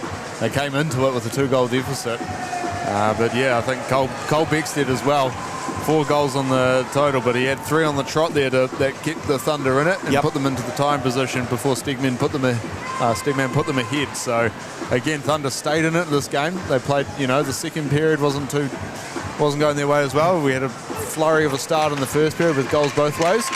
A little bit, maybe calmed a little bit in the second, but Dunedin Thunder definitely came through in the third period. But we probably should also say Carey and net for the Red Devils had a stellar second period. Yes, he did. He had probably a good handful of chances where they had breakaways or very good scoring chances where Carey stood up to keep that scoreboard where it was. So, eventually if 1 or 2 of those actually had snuck through as well in the second, it could have been a little bit more different as well. Yeah, I was thinking the same thing. It's almost as if Carey just kept them in the game, but what he was doing was he actually allowed that lead to stay large at the time that it was. But too many chances and too many good opportunities for the Thunder. It was a matter of averages, in my opinion, that you eventually give the other team too many good chances to score. It doesn't matter who's in net. It doesn't matter what kind of day they're going to have. you can stand on your head for a little while, but eventually it's going to catch up with you, and that's what happened today, in my opinion. Yeah, and I think we say good chances, but I think Dunedin Thunder has some good players, and it was the good players, and in this case it was namely Beckstead leading the way for them. He was creating his chances, his opportunities. Again, they weren't always high-scoring opportunities where he was shooting from or taking his own, but he was controlling the puck. He's a quick skater. He's hard to get off the puck at times, so he picks up the puck in the defensive zone. He'll cycle up and around, and he'll create his own pocket, his own space for then him to take a shot and score goals, or be there for rebounds, as he scored a couple today through the rebounds. But again, Dunedin Thunder, they were getting shots. Again, shots were done both ways. I think we had quite a high shot count at about the end 50 of it. each. Yeah, at the end of it. So goalies were having to work at both ends. Yep. And I think, I should mention again, you look at the West Auckland Admirals winning in a shutout today. That is really good news for a Red Devils team that did not finish this game off. But the biggest thing is they stay even on points with the Swarm in that 10-point position. So that's a bonus after letting one go. But the best part about this for the Red Devils is they'll have a chance to do this all again tomorrow and maybe rewrite this story. And as you said, every single weekend for the Dunedin Thunder has been a split. I think the Red Devils are looking to keep that going. I think they would be, and if there was any sort of betting on that and you were just basing your decision on anything alone, you'd bet it on that, the trend to continue. But again, Red Devils still need to show up tomorrow. They still have to play a strong physical game. They're probably going to look back on this one, and again, they were in the lead for most of the game. Yep. They let the Thunder back. Well, Thunder created opportunities to come back, and Red Devils couldn't. I'll put it this way. I think that third period is so instructive that either the Red Devils are going to succeed or fail in this remainder of the season based on how they react to what happened in that third period. They have 5 games left, just 5 games. Yep. But a resilient team will figure out why it happened and make it right. Yep. This doesn't mean perfection or anything, but if this team is growing and maturing, it's going to be a game like this where they figure things out and come out strong tomorrow. Well, it was just simple things, and I reflect on one of the goals in that third period as a bit of a turning point. The Red Devils didn't clear the zone when they easily had a chance. They tried to make a pass through the neutral zone, through cross ice. It hit a Thunder player, it stayed in the zone. Red Devils had to then stop, turn, get on defence, but at that time, Thunder pass, Beckstead had it, shot, goal.